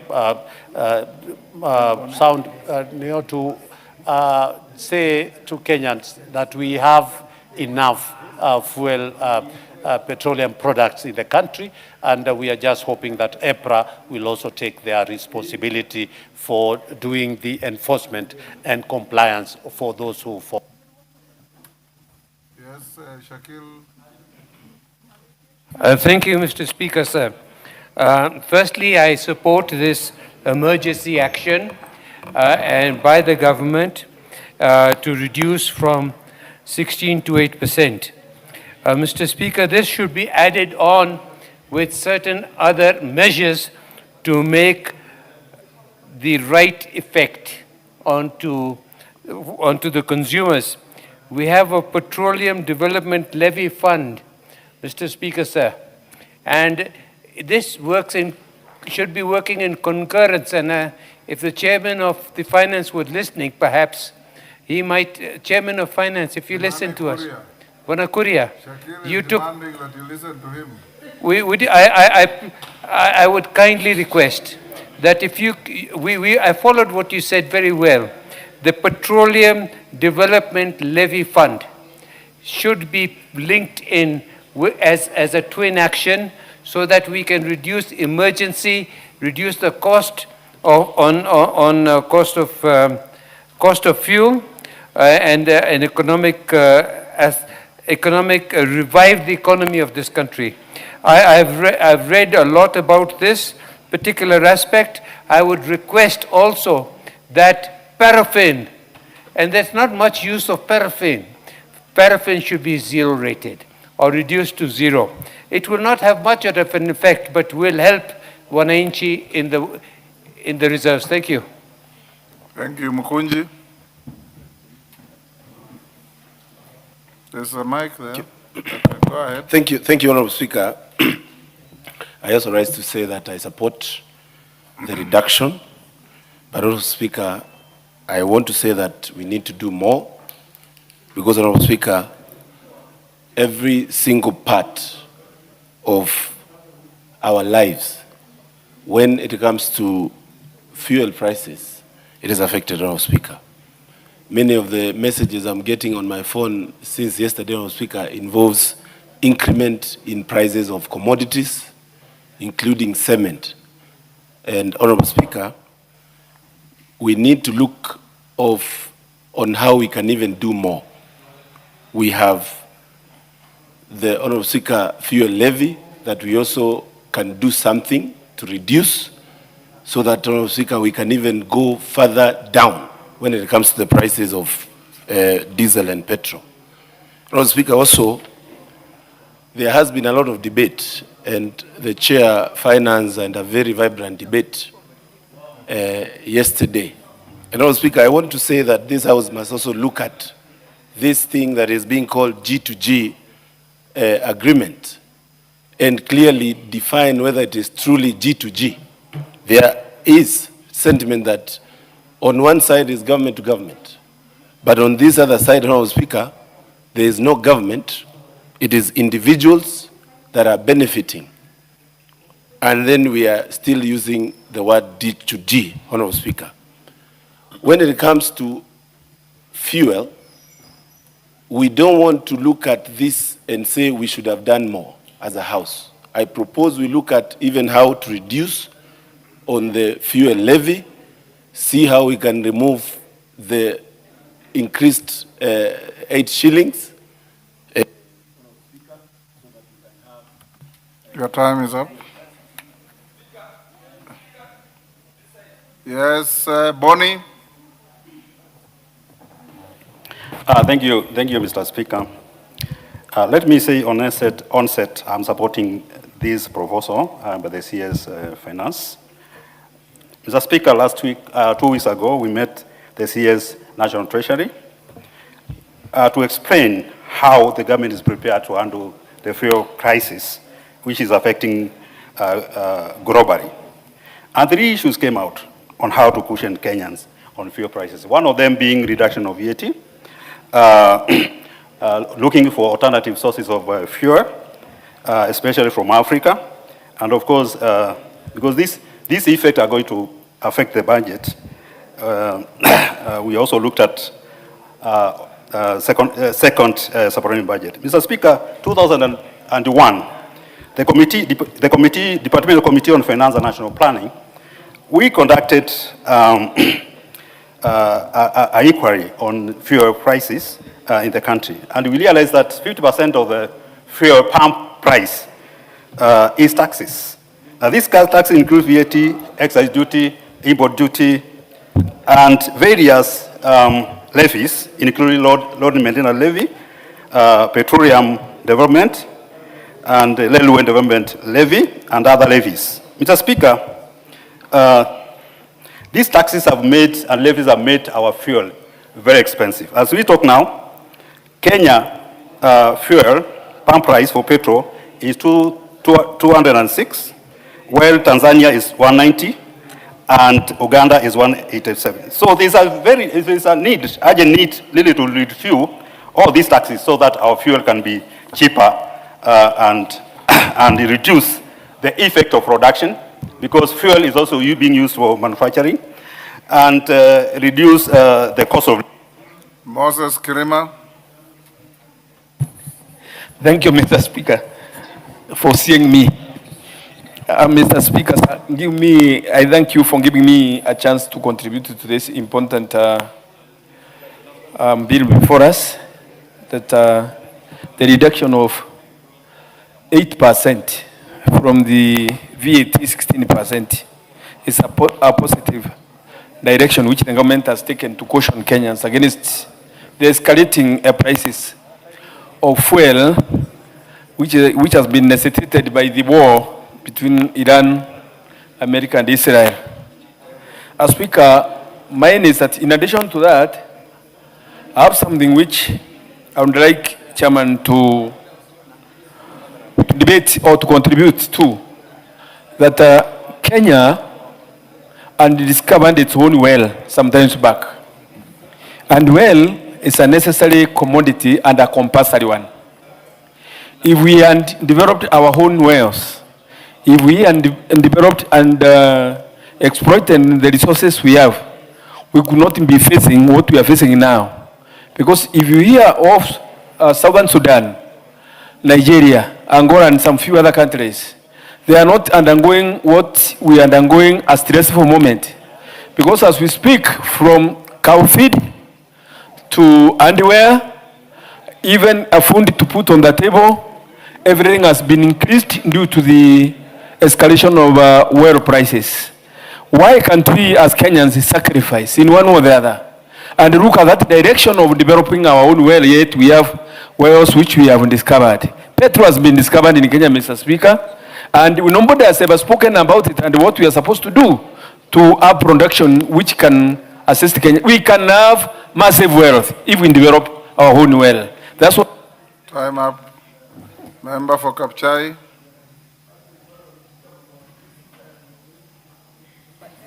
Thank you, Mr. Speaker.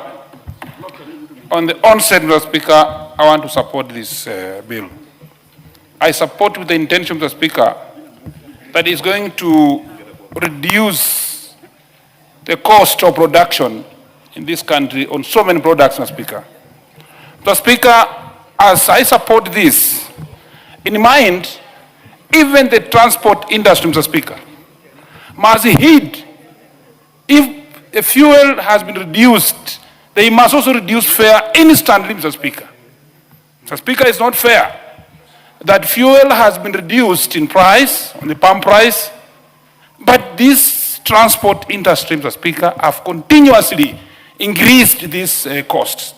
We want it to be instantly communicated to us that fares are reduced. Mr. Speaker, you know very well that I come from a region, okay, where you come from, very important with border.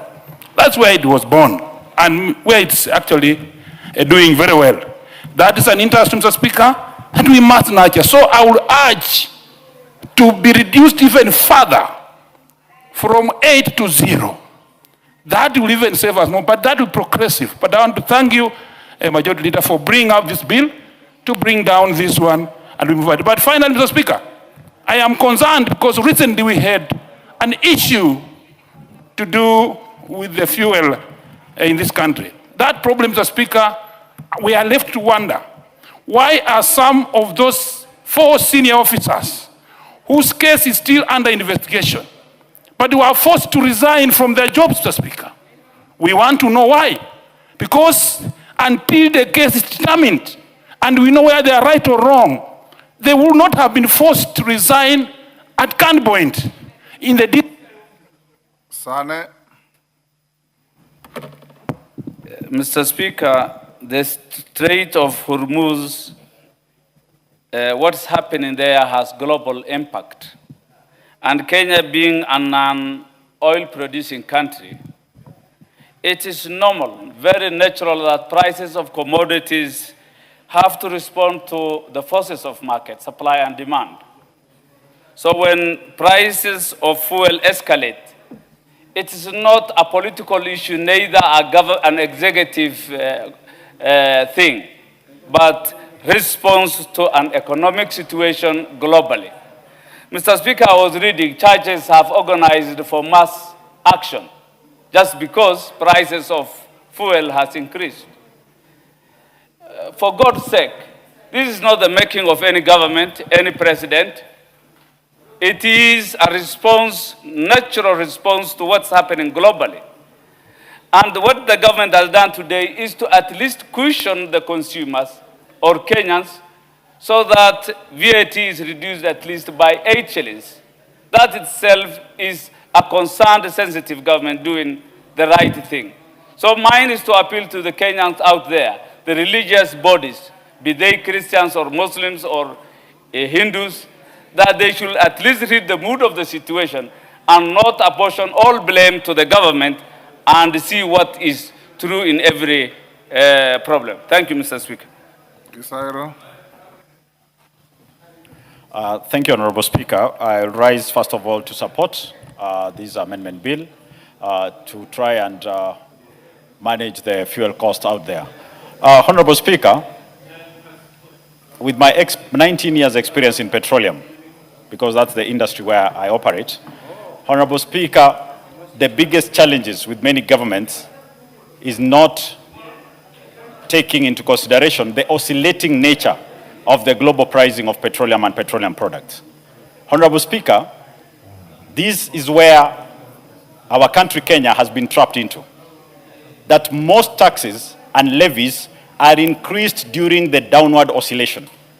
Honorable Speaker, it is this very House that did increase the taxes and the 7 shilling in the RMLF while we had a downward oscillation. Some of us did rise in this House and said, this is going to be a dangerous move once we have an upward oscillation. That is what we have currently. Honorable Speaker, I request that while this measure is in the positive direction, it should not be a temporary measure. Because if we are going to have it for 90 days and the oscillation goes downwards, what happens when it goes upwards? Will we be having such a bill every now and then? Honorable Speaker, also will request that the 7 shilling that was increased in 2024 in the RMLF also be considered and be withdrawn to ensure we cushion the Kenyan even further. I thank you, Honorable Speaker. Yes, George Murugara. Thank you. Thank you very much, Honorable Speaker. Honorable Speaker, I do also support this bill. It's a very timely bill, absolutely. The government reacting to what has just taken place, which is affecting our people negatively, such that we try to cushion them from the very high cost of living. We know very well that the government does not have any other farm. It has no industries. It has nowhere to get funds from apart from taxes. And whatever we do, we cannot do without taxes unless we are saying we do not expect the government to render any services to Kenyans. However, when the time comes and when necessity calls, it is important to relook at those taxes for the sake of making it easier and better for Kenyans to have a better living. So this is one timely bill which I do support and urge the government, as my colleagues are doing, if there is anything else that can be done to bring the cost of fuel down, let it be done. Although we cannot say that we have to zero rate fuel, because sometimes we need that tax so that we are able to provide other services, including medical services, including to do our roads and anything else that needs to be done. Most important is that this is temporal, that for 90 days we shall be monitoring the market.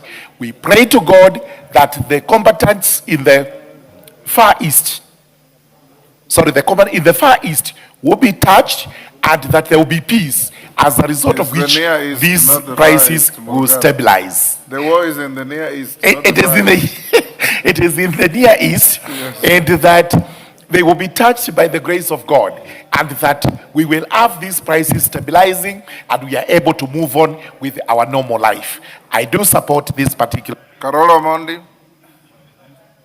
Thank you very much, Honorable Speaker. I rise to support this bill, but I would like to know... Where is Owen Bayer? When Carol finishes, it will be your time to reply. But I would like to note one or two issues. Honorable Speaker, I think the government is only committing 6 billion out of the 17 billion that is within the stabilization fund.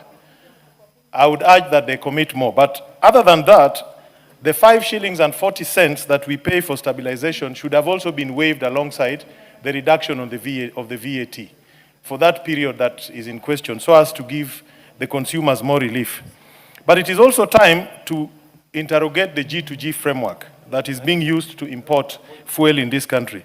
I understand that under the term contract, it is the suppliers, Saudi Aramco and the rest, who nominate the company, the local company that uplifts the fuel and handles their local logistics.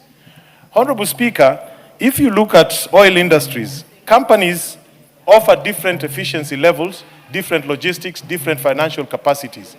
And since we had the G2G, it has been one company that is controlling between 60 to 70% of the supplies.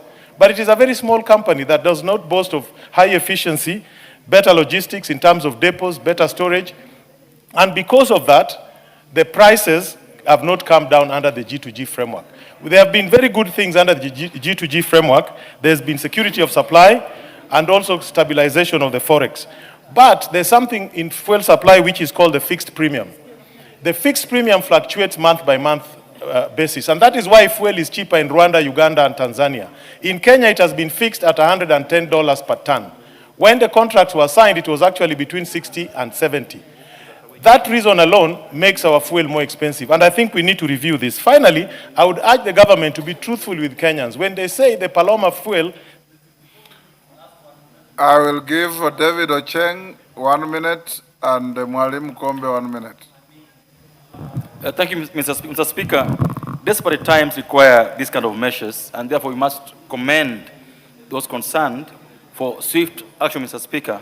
Mr. Speaker, this, of course, should not lull us, because you don't know how long this whole affair in the Strait of Hormuz will go on, and even us as Parliament, without executive intervention, should also start thinking about what can we do as Parliament ourselves without being brought a bill like this one to ensure that Kenyans also get the relief that they need. Mr. Speaker, as this happens, we also want to ask those who are concerned with implementing laws and policies we pass in this Parliament, that this should be implemented in fidelity to the law. We should follow the law as it is. No one should seek to benefit or take advantage of this situation to enrich themselves, Mr. Speaker. Mr. Speaker, it's for Kenyans that we passed this today. It's for Kenyans that this Parliament is sitting here and is attentive, because we want to see relief. All of us want to see relief.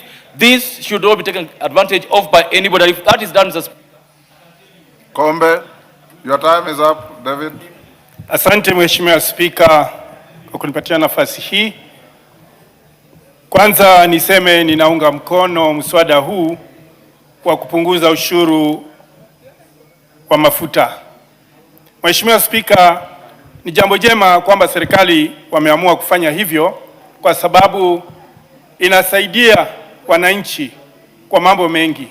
Vitu vingi kwa saa hii vimepanda bei, lakini wapo ushuru utakuwa umepungua, hivyo basi itakuwa inatoa nafasi ya kwamba wananchi wa Kenya wanaweza kupata nafuu katika gharama ya maisha. Mheshimiwa Spika, wengi jana walikimbilia kwa runinga kwa ajili ya kukashifu na kuitisha maandamano, lakini jambo la kusikitisha kwa saa hii ni kwamba hakuna hata mmoja wao yuko hapa ndani kuunga mkono kupunguzwa kwa ushuru wa mafuta. Mheshimiwa Time up. Wandeto, the last one. 1 minute. Okay, thank you, Speaker. I support the VAT reduction from 16 to 8% to avoid the spiraling costs across the economy. But, Mr. Speaker, this should be a start. We can even temporarily lower or remove other tariffs such as excise duty and even the petroleum levy. And we can also tap the entire 16 billion in the fuel stabilization fund so that we can be able to achieve even lower costs. However, Mr. Speaker, we must also accelerate our energy security program through EV adoption. What do we do with our Turkana oil? We killed our refinery. That was a mistake. Shouldn't we also expand our strategic reserves, diversify our sources outside the Middle East to other African countries? And we have also to look at the entire value chain. Currently, the G2G thing is not working. It has been called government to gangster. But, Mr. Speaker, as I finish, it's sad that we are here regularizing what was already announced yesterday. Someone is undermining Parliament. And, Mr. Speaker, you have to protect Parliament from being undermined by... Owen Bayer. Thank you, Speaker. And I want to thank every member that joined in this debate and their overwhelming support. I think this is one of the few motions, Honorable Speaker, that everybody has supported, and I want to thank members. In reply, Honorable Speaker, I want to say that we joined the league of other countries, such as South Africa, Zambia, Namibia, Ghana, who have also done the same in their parliaments. They have actually gone to reduce taxes in order to cushion their countrymen and women. And I think we are on the right trajectory. Honorable Speaker, I want to say that we are not just reducing fuel cost, but we are saving our economy. This move, Honorable Speaker, is not just about reduction of the fuel cost, but we are actually saving our economy because fuel, the effect and impact on fuel goes along many other sectors, and this is a move on the right direction. Honorable Speaker, I also want to say that I want to note what members have said, that we need to go deeper to look at the other levies and many other things so that we can bring down the cost. And I think this government is alive to such things, that we need to do everything possible to ensure that the prices of fuel do not skyrocket. And it is at a time like this, Honorable Speaker, that parliaments rise to the occasion to protect their citizens. And we have done that, under your leadership, Honorable Speaker, and this 13th Parliament will be remembered for coming out to protect the citizens. And lastly, Honorable Speaker, I want to say we need to end the war in the Far East, in the Middle East. That war needs to end because it is impacting us, a war that we never want to be involved in, but it is impacting us. And therefore, as we amplify our voices, let those that are responsible for this war end it so that we may not continue to have this fuel crisis as we have now. I thank you, Honorable Speaker, and I reply. Members on their feet, take your seats.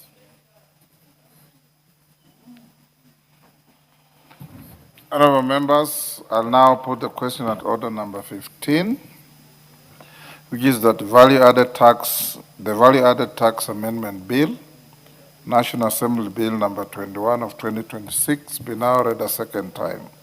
As members of that opinion say aye. Aye. Will those of the contrary opinion say nay? The ayes have it. A bill for an act of parliament to amend the Value Added Tax Act and for connected purposes. Order number 16, Committee of the Whole House. Honorable members, will you be upstanding?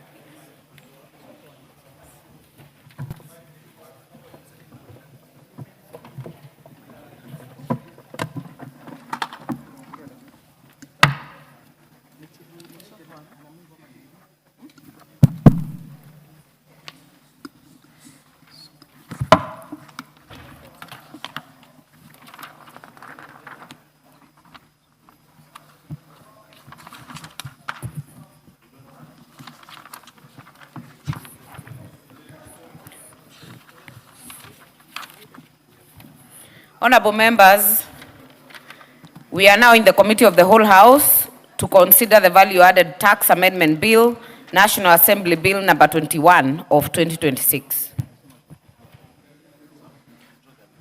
Clause 2.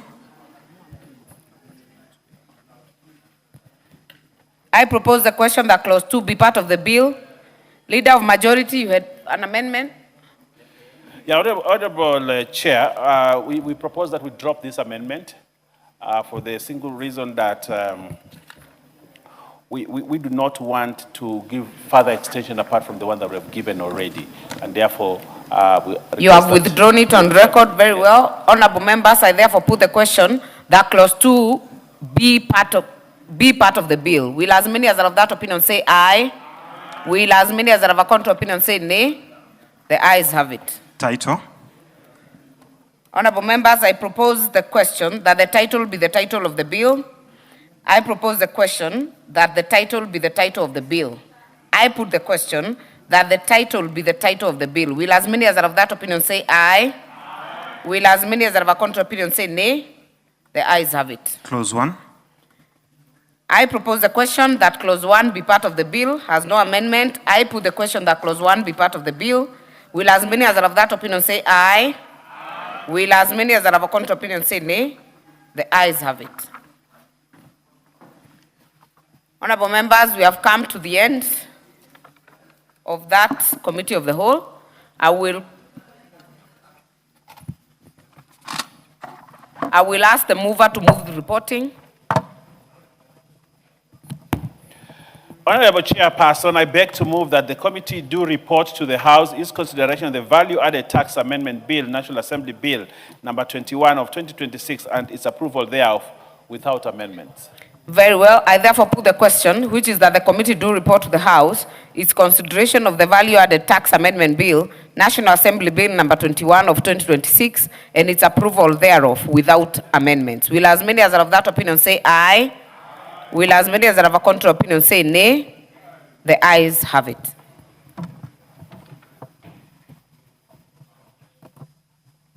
Honorable members, Mr. Speaker.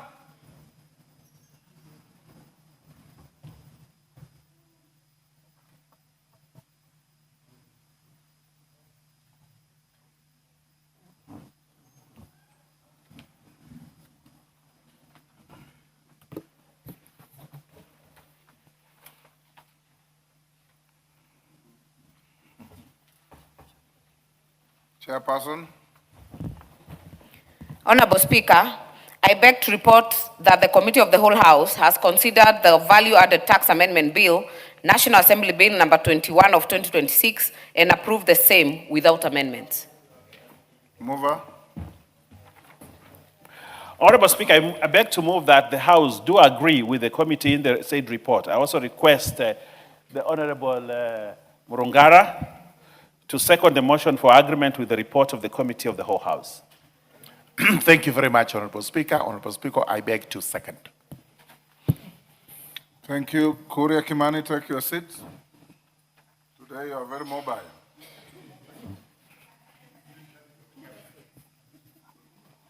Honorable members, I now propose the question is that the House do agree with the committee in the said report. The question. I now put the question, honorable members, which is that the House do agree with the committee in the said report. As members of that opinion say aye. Aye. Will those of the contrary opinion say nay? The ayes have it. Mover. On Speaker, I beg to move that the Value-Added Tax Amendment Bill, National Assembly Bill number 21 of 2026, be now read a third time. I also request the Honorable Kuria Kimani to second.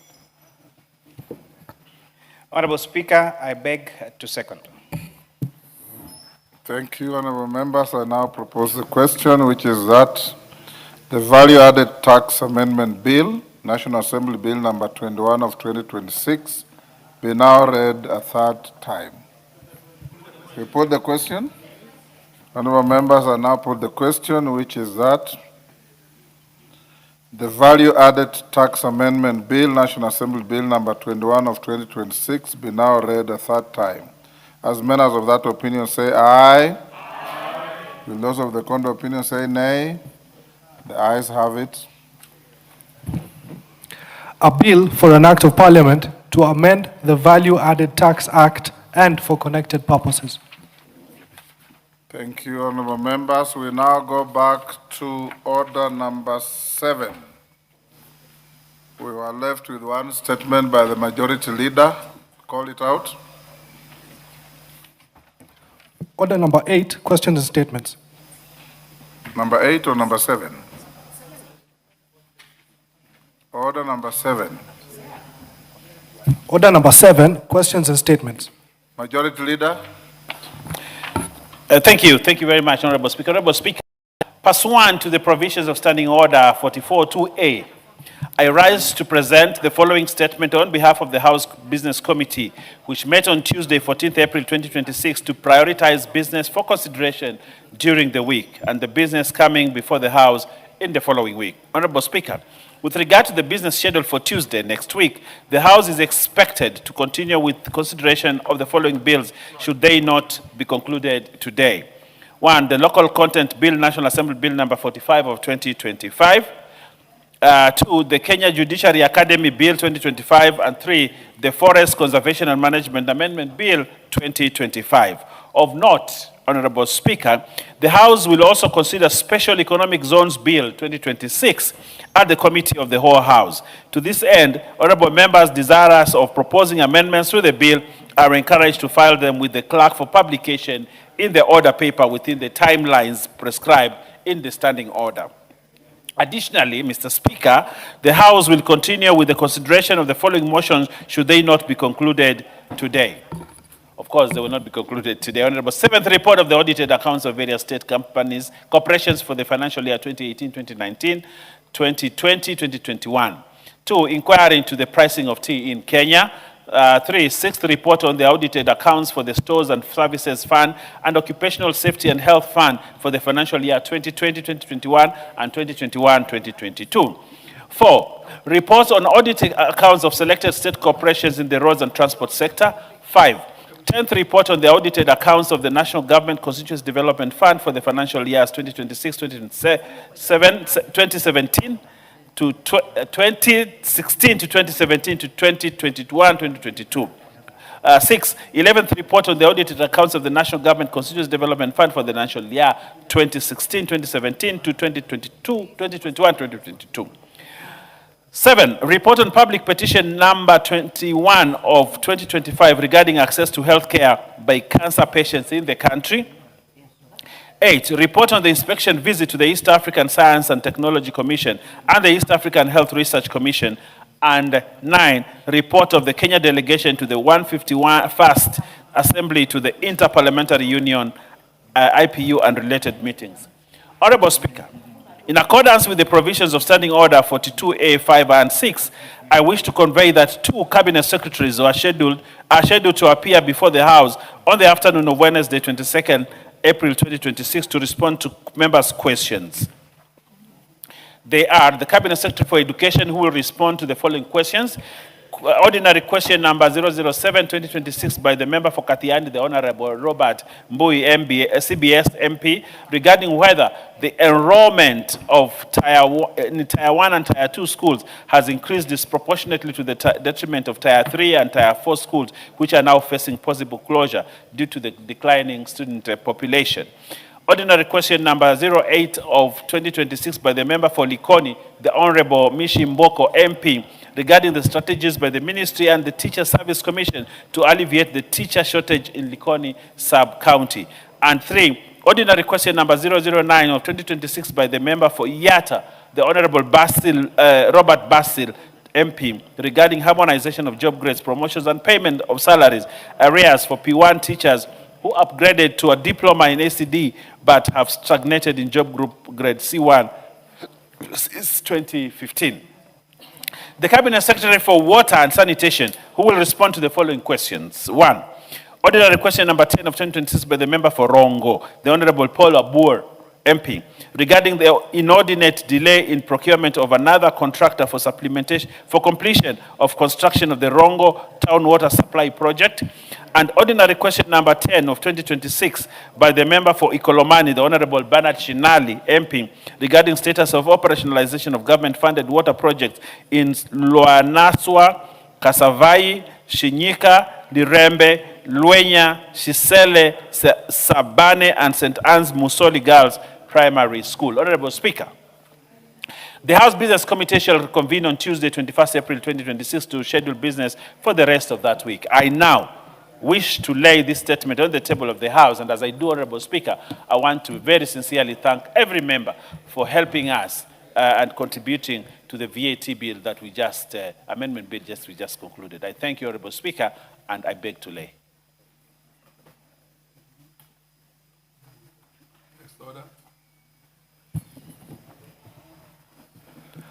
Hoja: ukaguzi wa asasi zisizo huru kikamilifu za Jumuiya ya Afrika Mashariki na ushoroba wa kati katika Jamhuri ya Muungano wa Tanzania. Mtoa hoja kuhitimisha. Nani alikuwa akichangia hoja hilo?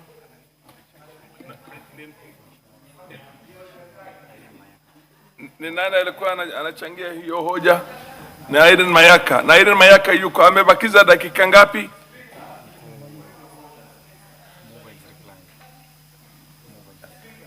Sema hiyo kwa Kiswahili. Hoja nidhamu, sema na hoja gani ya nidhamu? Ni nidhamu gani imegeukwa? Ama imekeukwa?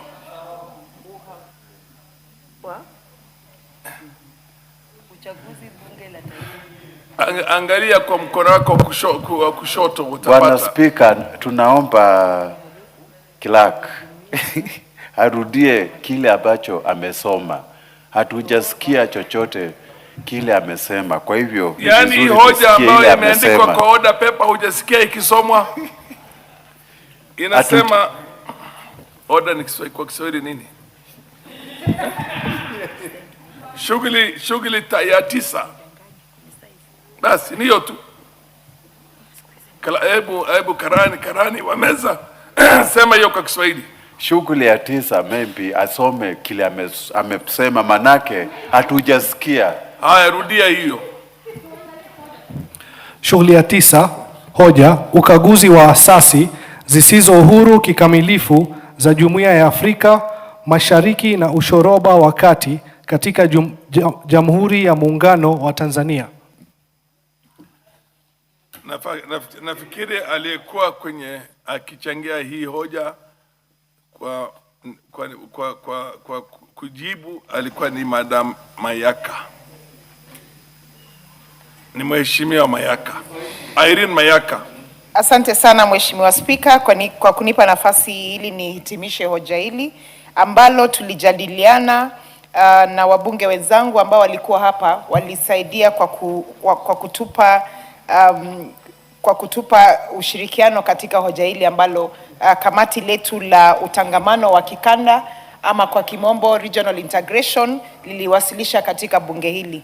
Mheshimiwa Spika, labda ili nisaidie mwenzangu Mheshimiwa Charles Nguna ni kumweleza ya kwamba hili lilikuwa hoja ambalo sisi kama kamati tulileta mbele ya bunge hili ili tujadiliane, tuone ya kwamba vipendekezo ambazo tulikuwa nazo kana kwamba ile ya kusema ya kwamba Kiswahili ya Afrika Mashariki ifadhiliwe kifedha na pia kiwafanyikazi, kwa sababu tuko na ushirikiano na tuko na commission ya Kiswahili pale Zanzibar ambayo tunataka isaidiwe.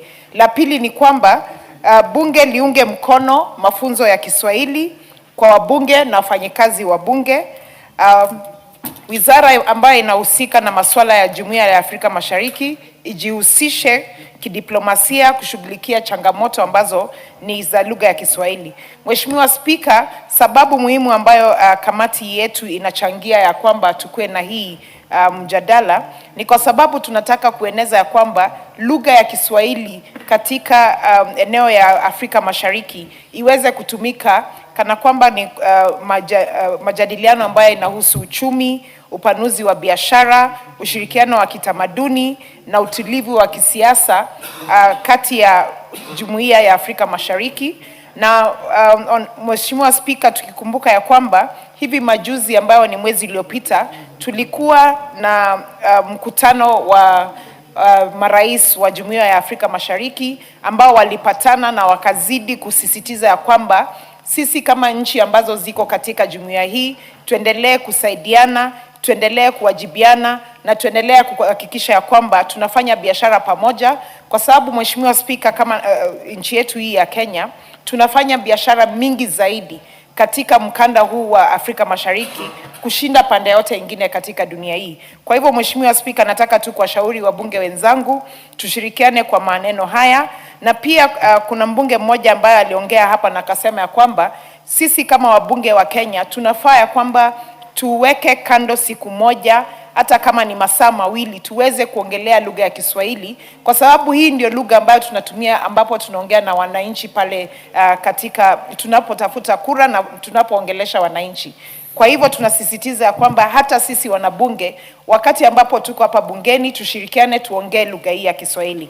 Kwa hayo machache Mheshimiwa Spika, ningetaka tu kuchukua fursa hii kushukuru ofisi ya Mheshimiwa Spika, ofisi ya Katibu Mkuu wa Bunge ambayo ni ofisi ya clerk, kushukuru kamati yangu ambayo ni kamati ya utengamano wa kikanda ama kwa kimombo kamati ya regional integration, kwa kuhusika pamoja kuhakikisha kwamba ripoti hii imefika katika nyumba hii. Tumeweza kuiongelea, tumeweza kujadiliana, na nataka kuwahimiza wenzangu ya kwamba mtusaidie ili tupitishe hoja hii.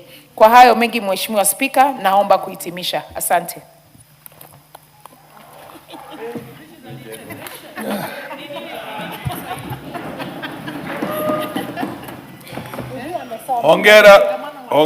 Hongera kwa Mheshimiwa Irene Mayaka kwa kuendeleza hii hoja kwa lugha yetu ya kitaifa. Mimi sasa nikiwa nimethibitisha kwamba kuna akidi kwa minajili ya bunge kufanya uamuzi, na itoa hoja iamuliwe kwamba bunge la taifa iridhie ripoti ya kamati ya utangamano wa kikanda kuhusu ziara ya ukaguzi kwa taasisi zisizo huru kikamilifu za Jumuiya ya Afrika Mashariki na ushoroba wa kati katika Jamhuri ya Muungano wa Tanzania, iliyowasilishwa kwenye meza ya bunge Jumatano tarehe 9 Aprili ama mwezi wa 4 mwaka wa 2025. Wanaunga waseme ndio, wasiounga waseme la. Wanaunga wameshinda na hoja imekubaliwa.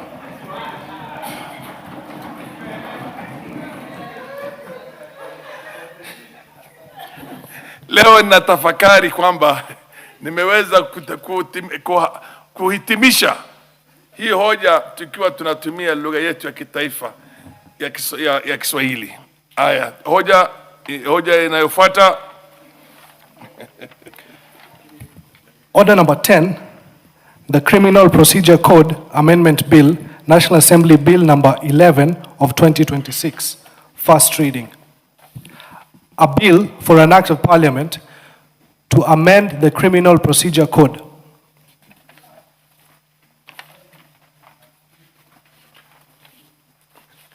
Next order. Order number 11, the Penal Code Amendment Bill, National Assembly Bill number 12 of 2026, first reading. Next order. A bill for an act of parliament to amend the Penal Code. Next order. Order number 12, the Traffic Amendment Bill, National Assembly Bill number 14 of 2026, first reading. A bill for an act of parliament to amend the Traffic Act and for connected purposes. Next order. Order number 13, the Income Tax Amendment Bill, National Assembly Bill number 20 of 2026, first reading. A bill for an act of parliament to amend the Income Tax Act and for connected purposes. Next order. Order number 17, the Local Content Bill, National Assembly Bill number 45 of 2025, second reading, resumption of debate. Who was on the floor the last time? Who was this? Who was the last person on the floor, and how many minutes did she or he have remaining? Irene Jockey, is she in the house? I know. Okay. Any member who's interested now can proceed. And yes, Honorable Sane. Thank you, Mr. Speaker. This bill is a very noble, progressive, transformative in all intent. It gives us a golden opportunity to reflect on how we do business and trade with ourselves and with other countries. The bill supposes that local content be protected, some form of protectionism, rather. Trying to make sure that our small, nascent industries thrive without being engulfed or suffocated by multinationals. That they are given the space to grow and grow to an international level. That is the intent, kind of, a very noble thing. So as to create employment. We don't have to send our Gen Zs, our youth, for risky errands, crossing the Pacific in search of employment. We protect what we have and absorb most of the unemployed youth locally. That is what it proposes. That prevents the development and growth of local talents because of that kind of protectionism for both the industry and manpower growth. It synergizes local supplies, strengthens it, so that multinationals in this country can also have an appendage of some local content, for the supply is intended to come from home, Mr. Speaker. For quite some time, the benefit of multinationals has been going out of this country, and the host country has always not received commensurate benefit for all the profits they earn in the year. So that is the kind of mindset I have seen our good lady, Honorable Jen, espoused in her bill. However, I'm a bit distracted how this bill is practical. How can it be implemented? Majorly, this work goes to the government. It is the government to do this protectionism. But what it proposes in terms of penalties, regulations by the CS, I feel this bill has to strike a balance between the good things it is trying to give in one hand, proposes, and the actual practicability, implementation. How can a multinational be forced to build the capacity of a local entity? I think that begs for many questions. They have come to trade, they have license. It is not upon any multinational to build the capacity of our local institutions. That is the work of our government.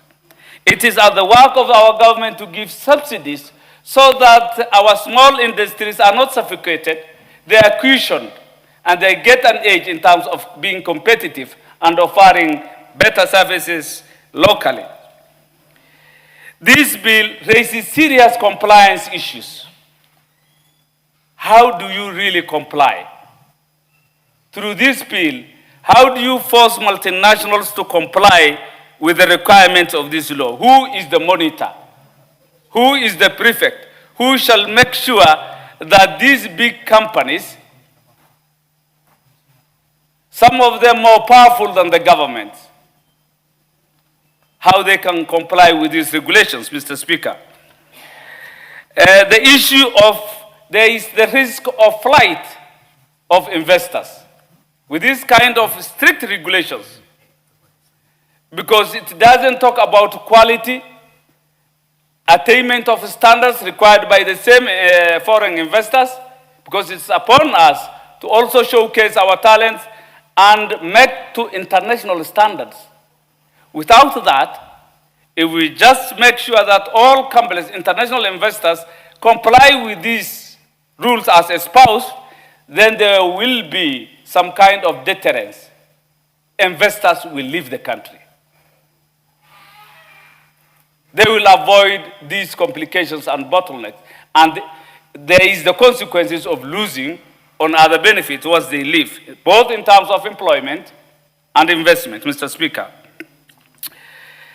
Then conflicts. Imagine of trying to implement, once this bill passes and the president assents to it, Can we think of the consequences? Can there be some antagonism, conflict with World Trade Organization rules? That is a concern. Kenya must have international obligations. It is a member of the WTO.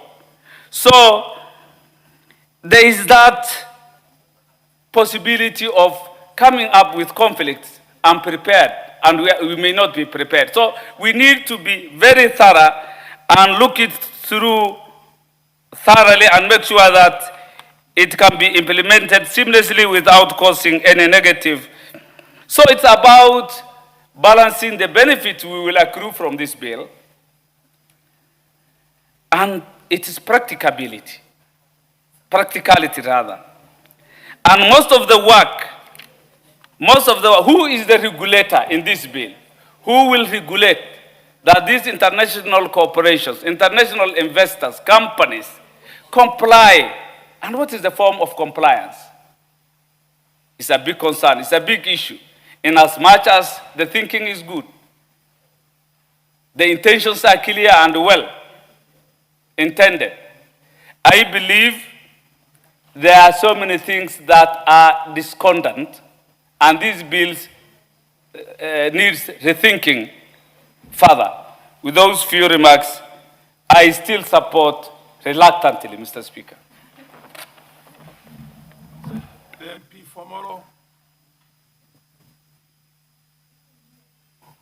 Thank you very much, Honorable Speaker. Honorable Speaker, from the onset, I would like to congratulate my good friend, the Honorable Jane Kagiri, for coming up with this very timely and useful bill, the local content bill, Honorable Speaker. This morning, Honorable Speaker, we did visit as a Committee of Finance and National Planning a company called M-Kopa. So M-Kopa is a company based here in Australia. They manufacture phones, smartphones. They do local assembly of smartphones. And Honorable Speaker, it was very interesting to note that they actually make 7,500 smartphones a day. They're employing over 400 people. But the question is, are these phones being consumed locally, Honorable Speaker? And this just demonstrates that it's actually possible for this country to assemble, to manufacture anything. And this is a protection that this bill, Honorable Speaker, sponsored by the Honorable Jane Kagiri, is seeking to do. Honorable Speaker, the Pharmaceutical Society of Kenya, we had a discussion with them, I think 2 weeks ago. And one of the commitments they are making is that out of all priority medicine, they are going to make sure that by the end of the year, they will manufacture 24 of the priority medicine here in Kenya. Honorable Speaker, these are investors, these are Kenyans that have demonstrated that if they are given the correct policies, if they are given the correct incentives, then we can actually grow our local manufacturing and we can ensure, Honorable Speaker, that we have those local content, Honorable Speaker. But I think, in addition, as we put this into law, we need to put this in our hearts. Because, Honorable Speaker, how many of us consume local products? You know, we were laughing the other day, one of my colleagues was telling me he went to London to buy a shirt, to the US to buy a shirt, and bought a shirt coming back, only to realize it is manufactured here in Nakuru by Bedi Manufacturing, Honorable Speaker. But they think that because you bought it in London or because you bought it in the US, it's much of a better quality than if it was bought here, Honorable Speaker. Honorable Speaker, in the Finance Act of 2023, this House did approve and introduce excise duty and on locally on imported furniture, Honorable Speaker. And it's very beautiful to note, Honorable Speaker, even our lounge here and all our space, Honorable Speaker, we are seeing furniture that are not imported. We are seeing furniture that has been locally made. We are seeing jobs, therefore, that has been created by that local manufacturer, Honorable Speaker. So it's very important that in as much as we are saying that we approve this particular creation of local content, we must begin in our hearts as Kenyans to appreciate that Kenya has become of age, that there are so many products that can be manufactured, Honorable Speaker. So that, you know, we asked at the conference for the pharmaceuticals, if you find 2 drugs, if you go for a Panadol, and there is one written made in Kenya, and there is another one made in India, and another one made in the US, which one would you buy? Honorable Speaker, that's why I'm saying we must begin by a change of attitude, that we have local products. We have, for example, this House approved in the last Finance Honorable Speaker incentives to local manufacturing of tiles. And now you've seen that sector has really grown. We are seeing a lot of locally manufactured tiles, Honorable Speaker, across the country, Honorable Speaker. And this is even driving the housing agenda. So, Honorable Speaker, in conclusion, I want to congratulate the Honorable Jane Kagiri for this particular very timely bill, but also ask Kenyans that let us begin from our hearts, that shirt, that furniture, like that, whatever that is locally made, Kenya has become of maturity to manufacture key products, Honorable Speaker. And lastly, we've seen what reliance on imports can do. Someone in the US decides to flex their muscles with another country in Iran, and all of a sudden it's affecting us because of that particular value chain. COVID-19, Honorable Speaker, taught us that we cannot rely on imports. We cannot rely on these things we're importing from China and other countries. So it's my urge that all of us are going to embrace Buy Kenya, we build Kenya. We are going to be proud of our products, and this particular bill will enhance and make sure that priority is given to local content, even on public procurement, Honorable Speaker. Lastly, I did, Honorable Speaker, sponsor a bill, and this House actually did pass up all the way up to the Committee of the Honorable Speaker on increasing the threshold for local contractors to 1 billion shillings, Honorable Speaker. However, 1 year later, the bill is still at the Senate, Honorable Speaker, and they have not processed that bill. And I think this is to urge our leadership. We have several PFM marks. We have that procurement law that is pending before the Senate to fast track these particular laws, because the intention why we work on these laws is because they are supposed to fix particular problems, Honorable Speaker. And when now Senate sleeps on these particular bills for so long, Honorable Speaker, then justice delayed becomes justice denied. With that, I beg to support. Thank you, Honorable Speaker. Madam Wandeto, do you want to communicate or you want to communicate with somebody else? You want to contribute or you're communicating with somebody? Proceed. Thank you. Thank you, Speaker. And apologies. I was trying to respond to an emergency. So, but I'm ready to contribute. And Mr. Speaker, I would also like to support the local content bill. This is timely and important, and I must thank the Member of Parliament for Laikipia for finally thinking about the local person. Mr. Speaker, far too many times we see multinationals come in this country and drivers, lift operators, borehole operators, they are from other countries. And I'll give an example, and not think about the big multinational organization. We have a lot of traders in this country, and an idea mentioned, especially the ones of Asian origin, who, whenever they set up a business here, they bring a lot of unqualified characters through the back door to operate machinery, to deal with shops in industrial area, to operate borehole rigs and things like that. I have first-hand experience in this. So what we are saying here is that anybody wanting to set up a business in Kenya must somehow integrate that business with whatever materials are available here, with whatever skills is available here. Mr. Speaker, this is important even to enable local businesses grow their capacity, because everything that a growing country like ours wishes for is basically invite local investors, but then gradually grow its capacity to produce the same goods, grow its manpower to be able to operate at the same level of skills. So when we have people coming here and they are even having drivers as foreigners, I don't think this is working very well. And Mr. Speaker, if you look at especially what is happening in the construction industry, where I think we are having a very, very sad situation. We have had some of the Chinese contractors are even bringing their own cement and steel You know, they are importing things that can be made, here in industrial area. So how as a country are we going to industrialize? How are we going to get to Singapore? You know, when our Singapore has been hijacked by people out there who are just bringing things. But Mr. Speaker, this bill must also be handled with a little bit of caution, because Kenya is a signatory to very many international trade organizations. And so we also want to ensure that we respect some of those international obligations that we have as far as trade is concerned. So that's something maybe Jane needs to think through. The other thing is that we must be careful not to send the wrong signals, because we don't want an investor, we are telling them, come and invest. But then, as you invest, there are all these conditions.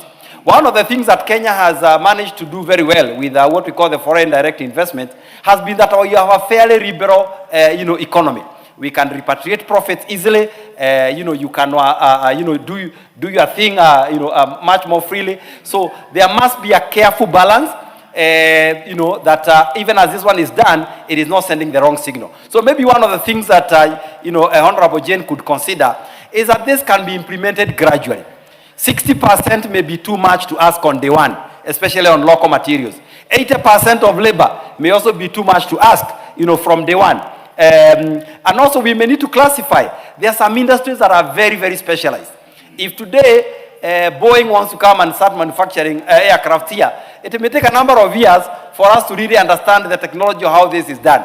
So again, we may need to look at this bill and just ensure that we fine-tune it, so that especially it does not create chances for wrong signals to investors, and two, it also does not create chances for rent-seeking by local cartels. You know, Mr. Speaker, this is a country of cartels. So every time something like this happens, the cartels now want to say, since now you are a contractor, you have to give me the 60% of materials. So you may find politicians and other well-connected characters taking advantage of this, so that instead of it ending up helping the ordinary Kenyans that the Honorable Member for Laikipia seeks to help, it ends up enriching the same characters who are dealing with G2G, who are dealing with stadiums, who are dealing with, all these bombers, whereby it looks like there are some foreign investors, but it is the same characters who are, literally doing these things, just passing through the back door, and saying they are partnering with some foreign investment. So I support, but Jane has some little bit of work to do, and I think we'll further interrogate this bill as it goes through the various stages of the reading. Thank you very much, Mr. Speaker. Adamayaka.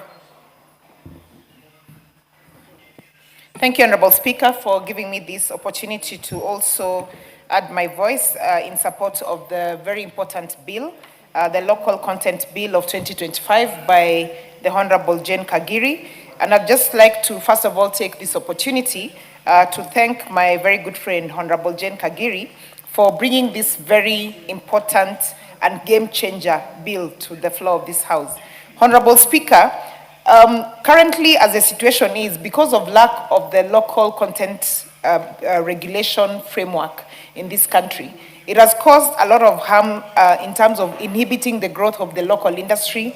It has made the business environment to be very unfair to the local business people, and also made them to become very incompetent. And therefore, Honorable Speaker, this particular bill is very crucial in terms of ensuring that we do have a legal framework that seeks to guide the space and the manner in which the local content is undertaken in this particular country.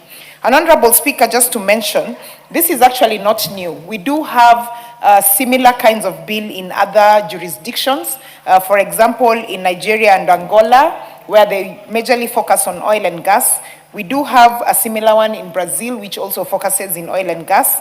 And right here in our neighboring country, Uganda, they did pass a similar bill in 2022, which focuses on ring fencing around local goods and services, and especially to big project areas. So, Honorable Speaker, this is not new, but I really am grateful that we do, and we are going to have this in our country. Honorable Speaker, just to give content and focus on some of the very important articles of this particular bill, when you look at Section 4 and especially Part 1 to 4, which majorly talks about the fact that we want to have at least 60% of foreign companies that they must procure inputs and goods and services from local manufacturers, and specifically in the areas that have been mentioned, that is the insurance sector, finance, construction, and logistical service. That's very important, Honorable Speaker, because when we put a specific figure on it, then it means that someone will not take advantage and try and say that that has not been allocated. So very important that this particular bill has mentioned that. Another important section, Honorable Speaker, is Section 4, Part 6 and 7, which speaks about at least 80% of the workforce within the foreign companies that are established in Kenya must be Kenyan citizens. Because, Honorable Speaker, what this will do, not only will it encourage more and more of our young people to get employment, but it also ensures that the skill that we do have within our country is actually used in this particular space. Because, Honorable Speaker, I'm one person who believes that Kenya has a very high literacy rate, and we do have a lot of skilled people in this particular country, that we don't need to have situations where when a foreign company is established in this country, they also bring for us people from their countries. It's very important that we must have our own people and a larger percentage of Kenyans actually occupying these particular spaces. Honorable Speaker, in terms of local ownership, and especially in the areas of oil and gas and mining. Because, Honorable Speaker, even now as we are talking about the global crisis that we are currently experiencing, imagine a situation where we had our own oil refineries within this particular country, where we are able to get oil from Turkana, and we are able to actually refine it in this country. Honorable Speaker, I seek to pick a very good example from Nigeria, where the Dangote oil refining industry has done a very good job within that country, and it has really been supported by the government of Nigeria. If we did have a similar situation, and which this bill is going to help us with, imagine what would have happened in this particular crisis if we did have that. Honorable Speaker, in terms of compliance and penalties, which is very important, Section 4, Part 8A and B, which speaks about the fines and stringent measures that have been placed. And I'd really like to applaud the sponsor of the bill, because the fine that has been put there of 100 million and potential imprisonment of CEOs is very important to ensure that anybody who does not comply with this particular bill, once it becomes law, then it means that there will actually be consequences for non-compliance, which will ensure that people are actually taking this very seriously. Honorable Speaker, just to add in terms of the benefits, the primary benefits that we'll get from this, it's in terms of number one, economic empowerment. Because, Honorable Speaker, we seek to have a country that have many more people who are actually able to access jobs, having more people that are actually able to even make profits and actually grow our local industry. Industrial development and technology transfer, also very important, Honorable Speaker, and also in terms of conflict mitigation. Because, Honorable Speaker, if we have a resource, an area which is resource rich in a particular in a particular industry, and we are able to actually ring fence and ensure that that particular area is supported, then it actually does help us. So, Honorable Speaker, I just want to urge my fellow colleagues that we do support this particular very important bill, because it's going to be a game changer in our country, and it will actually go beyond us and assist people for an eternity. With those few remarks, I support and I submit. I thank you. The Honorable Bissau. Thank you, Mr. Speaker, sir. On the onset, I would like to congratulate the very able women representative for the good people of Laikipia for this particular bill. I support it because world over, every country is protecting their local content. And even within the United Nations conventions, if you look at the World Trade Organization, every country is doing everything deliberate to ensure that this is protected. We've seen donor funding, an example. If you're getting a donation for, let's say, transport support, you go to the Swedes, they will propose that we're giving you funds, but you'll be buying Scania. Again, why not us?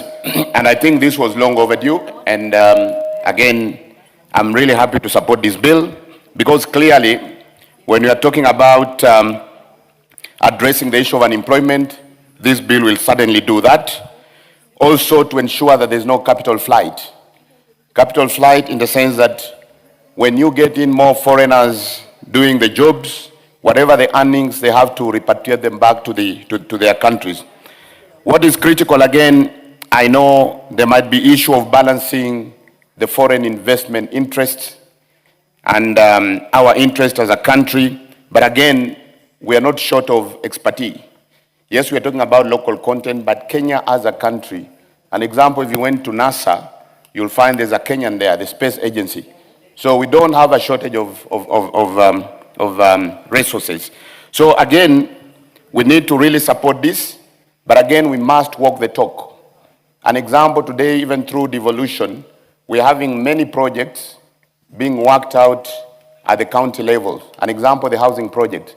We would like to see that, an example, by walking the talk, even the local content that's supposed to be available in that county, an example, fabrication of windows and doors.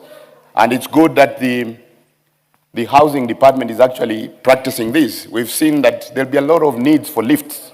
And already, from the latest approach from the State Department of Housing is to ensure that if you have to supply lifts, they have to be locally manufactured. So we must protect this, and we protect it with zeal. And lastly, even within the United Nations, where I was in charge of procurement for technical items sitting in Geneva, there was a component of local content, meaning that when you're in some operational area, you have to ensure that staff, a certain percentage or a certain quota must be from that area. Materials, the same thing. So I support, Mr. Speaker, thank you. Ochieng David. Thank you so much, Mr. Speaker. Mr. Speaker, I want to thank the Honorable Jane Kagiri for this very important bill, Mr. Speaker. Mr. Speaker, I'll contribute to this as a person who has done work in this area for a long time in international trade, where I advise so many countries on rules of origin negotiations. Mr. Speaker, I would like to give an example of what Jane Kagiri, the Honorable Jane Kagiri, is talking about. Mr. Speaker, when we did our first SGR, the amount of cement used in doing that SGR, Mr. Speaker, could actually establish a whole cement industry. But what happened? When the Chinese came here, they imported all the cement that was used to do the whole SGR for Mombasa, Naivasha. We had our own companies complaining. You know what they said? That the cement produced locally in Kenya is not suited, allowing our local cement to be used in the SGR. The Chinese had imported so much cement, they were selling some of it locally, Mr. Speaker. So we did a project that is worth $500 billion, Mr. Speaker, without a single factory or town rising on the wake of it. Mr. Speaker, contradicting that with the original one gauge railway. It was done, it laid rise to 100 towns, starting from Mombasa through Voi all the way to Butere and into Malaba, the railway line, the only regional one. That was done at 10% of the SGR. The SGR costed more than $500 billion, no single town on its wake, no single factory on its wake. So, Speaker, we were importing bolts and nuts. We have a factory in this country owned by the government of Kenya called the Numerical Machining Company, which was well suited, given 3, 4, 5 months, they have been able to do all the bolts and nuts and the rolling stock. They are not given a chance. What is the net effect of the same? That we spend over $1 trillion shillings keeping people at work in making rolling stock, and we're talking about jobs, Mr. Speaker. Mr. Speaker, talk about furniture. Go to any government office today, and I've been here when Kibaki was president. I've been here when Uhuru was president. In this administration, we've been told that we will not import any furniture. Some of the best furniture, Mr. Speaker, are produced here in Mombasa Road. But you have ministries importing furniture every single day. Mr. Speaker, in the housing, and you're putting so much money in housing today, Mr. Speaker, and if you see what's happening there, if you're not careful, will again lose this local content that Honorable Jen Kagiri is talking about. The Speaker, if you see how the Chinese are building now, they fabricate walls, they do cement, water, and sand in China. They bring walls already done. That's why they are building houses in a month. Because they bring here walls already done. They tell you this will take 2 months. When you allow the Chinese to bring a wall already done, what do you mean? You are importing water, you are importing sand, you are importing cement, you are importing labor. The Speaker, local content is at the key of industrializing of any country. If you can't enforce rules on local content, you can't industrialize. And that is why I'm happy that this is going to be a law, not a policy, not a suggestion, not a speech by a president, but a law passed by this parliament, Mr. Speaker, that if in future we want to receive fertilizer in this country, and we are spending humongous amount of money importing fertilizer, we will require factories that are giving a fertilizer to set up shop locally. We will require them to import some raw materials, but we will require them to obtain some locally. We will require them to give our local labor to produce fertilizer, Mr. Speaker. Mr. Speaker, when Uhuru Kenyatta was the president, there was a plan to bring it to Nairobi, the rapid bus transit system. And our companies here in this area were saying, you can produce these buses. Tanzanians imported their buses from Kenya, from this area. What did we do? We asked South Africans to bring us 8, 10 buses. In fact, when the president came here, the buses were moved from 8 buses to 32 and then to 64. Importing buses from South Africa, while Tanzanians were importing theirs from this area in Nairobi. Because of lack of a law on local content, Mr. Speaker. Mr. Speaker, local content is everything about our international trade. If we don't implement this, then it means that even our negotiations that we do every day and say goods from EAC will attract 0, 10%, sometimes 0%. But now what's happening is that the Indians, the Chinese, the Americans are getting their products into Uganda, into Tanzania, do a few things, modifications here and there, and they now claim that those products originate from Tanzania and therefore they come into Kenya at 0% duty-free. So, Speaker, this law will require that the policy makers, the implementers, as a country, can we for a while say that our budget, the things we'll buy 70% of the goods that we produce locally. I say this a lot of respect, Mr. Speaker, that there's a time, and I always wonder why even in Parliament here, we must be having suits that I have to go to some Italian shop and get a nicely cut suit with a tie to come here. Yet, we have Rivertex producing very nice vitenges. We could be allowed to, even if it's mean, tying the knot at the collar, but we cannot promote our local industry if we think local, if we think local is not up to it. We must love our country first before we can be loved by any other person in this world, Mr. Speaker. Mr. Speaker, if you look at what's happening today in the housing sector, we said that we'll produce windows, doors, we'll produce nails, we'll ensure that all those things being used in the housing projects will be produced here, Mr. Speaker. The first few months were okay. But as I speak now, I'm going to invite the Committee of Housing of this Parliament to please, after we pass this bill, please, the money is going to that project of housing. It's a lot of money. It could lead to so many industries here in the country. We want to request that they insist that the construction that is being done from the proceeds of the housing fund be done in strict adherence to the local content law and policy, Mr. Speaker.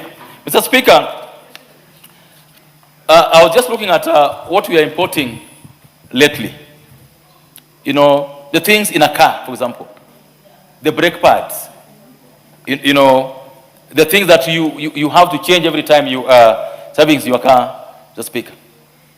We should require, for example, if we know that the biggest supplier of cars in the country is Toyota Kenya, we should require them that part of what we're going to have as is that we allow your cars to come, yes, but you must establish a local industry producing the things along the line. If it is brake pads, if it is the things we're going to produce to use to service the vehicles, we will produce them locally. The bushes and all these things that we use. Because we cannot, Mr. Speaker, I hope to industrialize.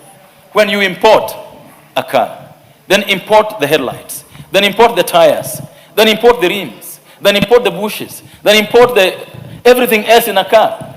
We import piki-pikis, those motorcycles that are used everywhere today, import them into the country. Then even the servicing of the same is being, how do you grow as a country? So I want to thank the Honorable Jane Kagiri for this very good bill and require that once we pass this, one of the things that Speaker we should do if you internationalize that the Committee on Trade in this Parliament should ensure that this is done completely so that through this I'm certain the counties will grow, the country will grow, we'll get jobs for our people, Madam Speaker, and I support and hope that this Parliament will support. Thank you so much. Just for your benefits, I think we do have laws that we call protective laws to protect the domestic industries. If the last time I remember, if my memory serves me right, for you to qualify for a locally produced thing so that you can have the kind of ratings, which is minimal, if not zero, you have to have 37% of the content. That includes labor also, coming from domestically here. Now, in this bill here, unless there's going to be some amendments to it, and this is just because I'm also a member of Parliament, I can see you are giving the foreign companies that a foreign company shall source at least 60%. Isn't this law even better for the foreign companies than the previous one we had? Because the previous one was that they could, for them to be able to qualify for the kind of rating that domestically produced products have, all they needed to do was to have 35%, 37%.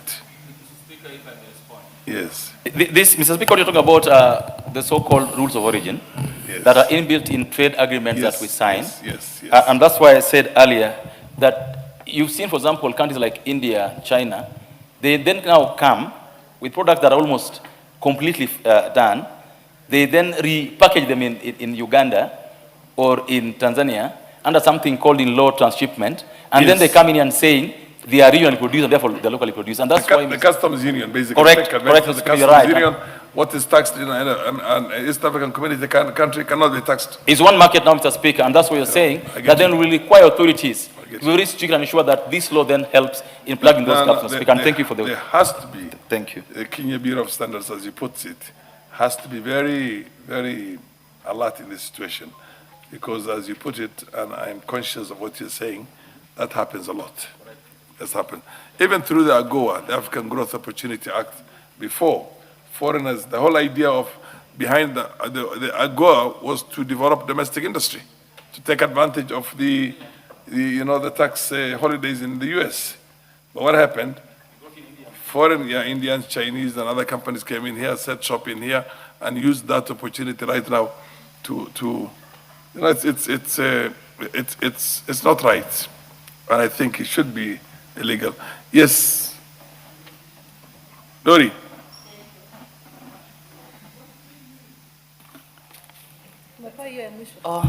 Thank you, Mr. Speaker. You know, you've called me the name they used to call me while I was in high school, Dori. Yes. But I'm Donya Dori Saburi, Mama County from Kisii. Okay.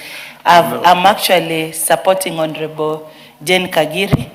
Honorable Jane Kagiri, before this House, I've supported one of her bill. The first one was on electricity. And on this one, Honorable Jane, let me just affirm to you, they always say, one word is enough for a wise man. This bill will promote local wealth retention. Money will remain in the local villages, just the same way as when they thought of having counties. Initially money was felt in Nairobi, it was not in the villages. But with this one, having the locals doing this work, it is enough to say that there will be retention of wealth with the local people. They feel it. Even somehow, let me just be funny in Kiswahili, they say, mgeni njoo mwenyeji apone. So the people in the village will feel the sectors, because number one, there is great job opportunities. Even as sometimes politicians, when you go to the ground and they meet 2-3 people, of course you cannot just walk away. They feel that there is much. To the next person, and I think in this case is that Mutunga? Yeah, Mutunga, before you take the floor, I want to welcome students from Mombasa Aviation Institute who are in the public gallery from Vita constituency, Mombasa. So I am trying to see if there's any coastal members of parliament who are here to encourage this progressive, very ambitious young men and women from Mombasa Aviation Training Institute. Should I start with the lady first?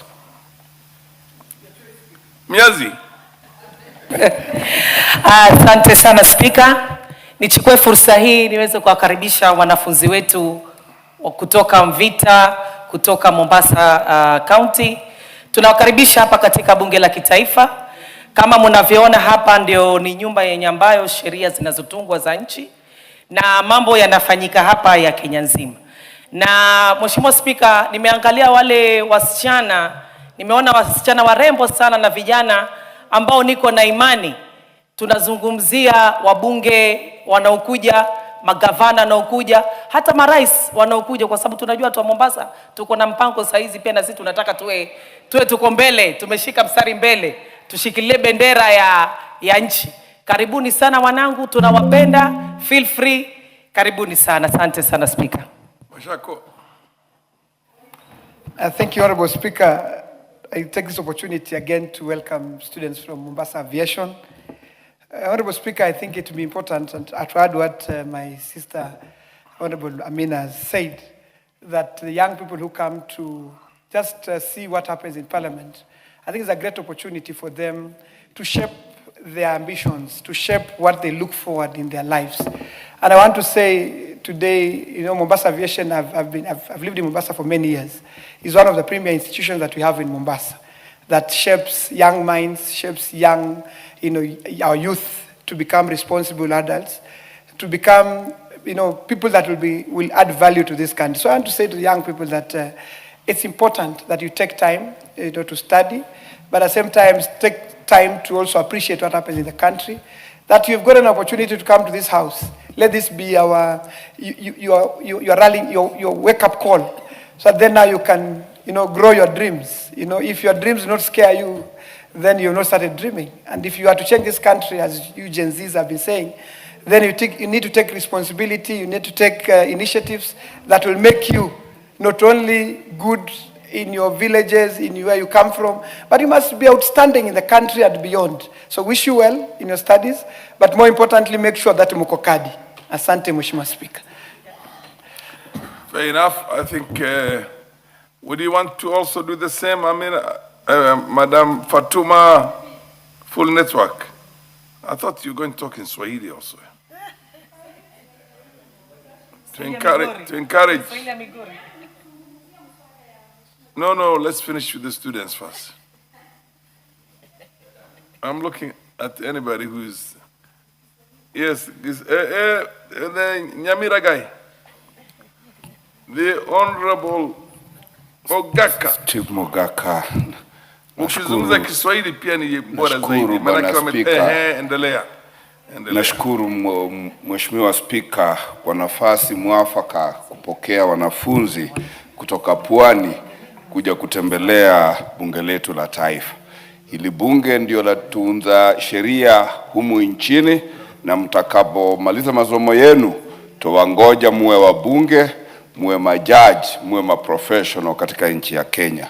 Na sisi tunawaomba kule Pwani muendelee kukuza utalii, muendelee kupokea wageni wetu wakija, na muendelee pia kujifunza lugha zingine, isije ikawa ni Kiswahili tu. Tuwakaribisha bungeni na kuwatakia heri na fanaka katika masomo yenu, na majaliwa tutawatembelea kule Pwani. Asante sana.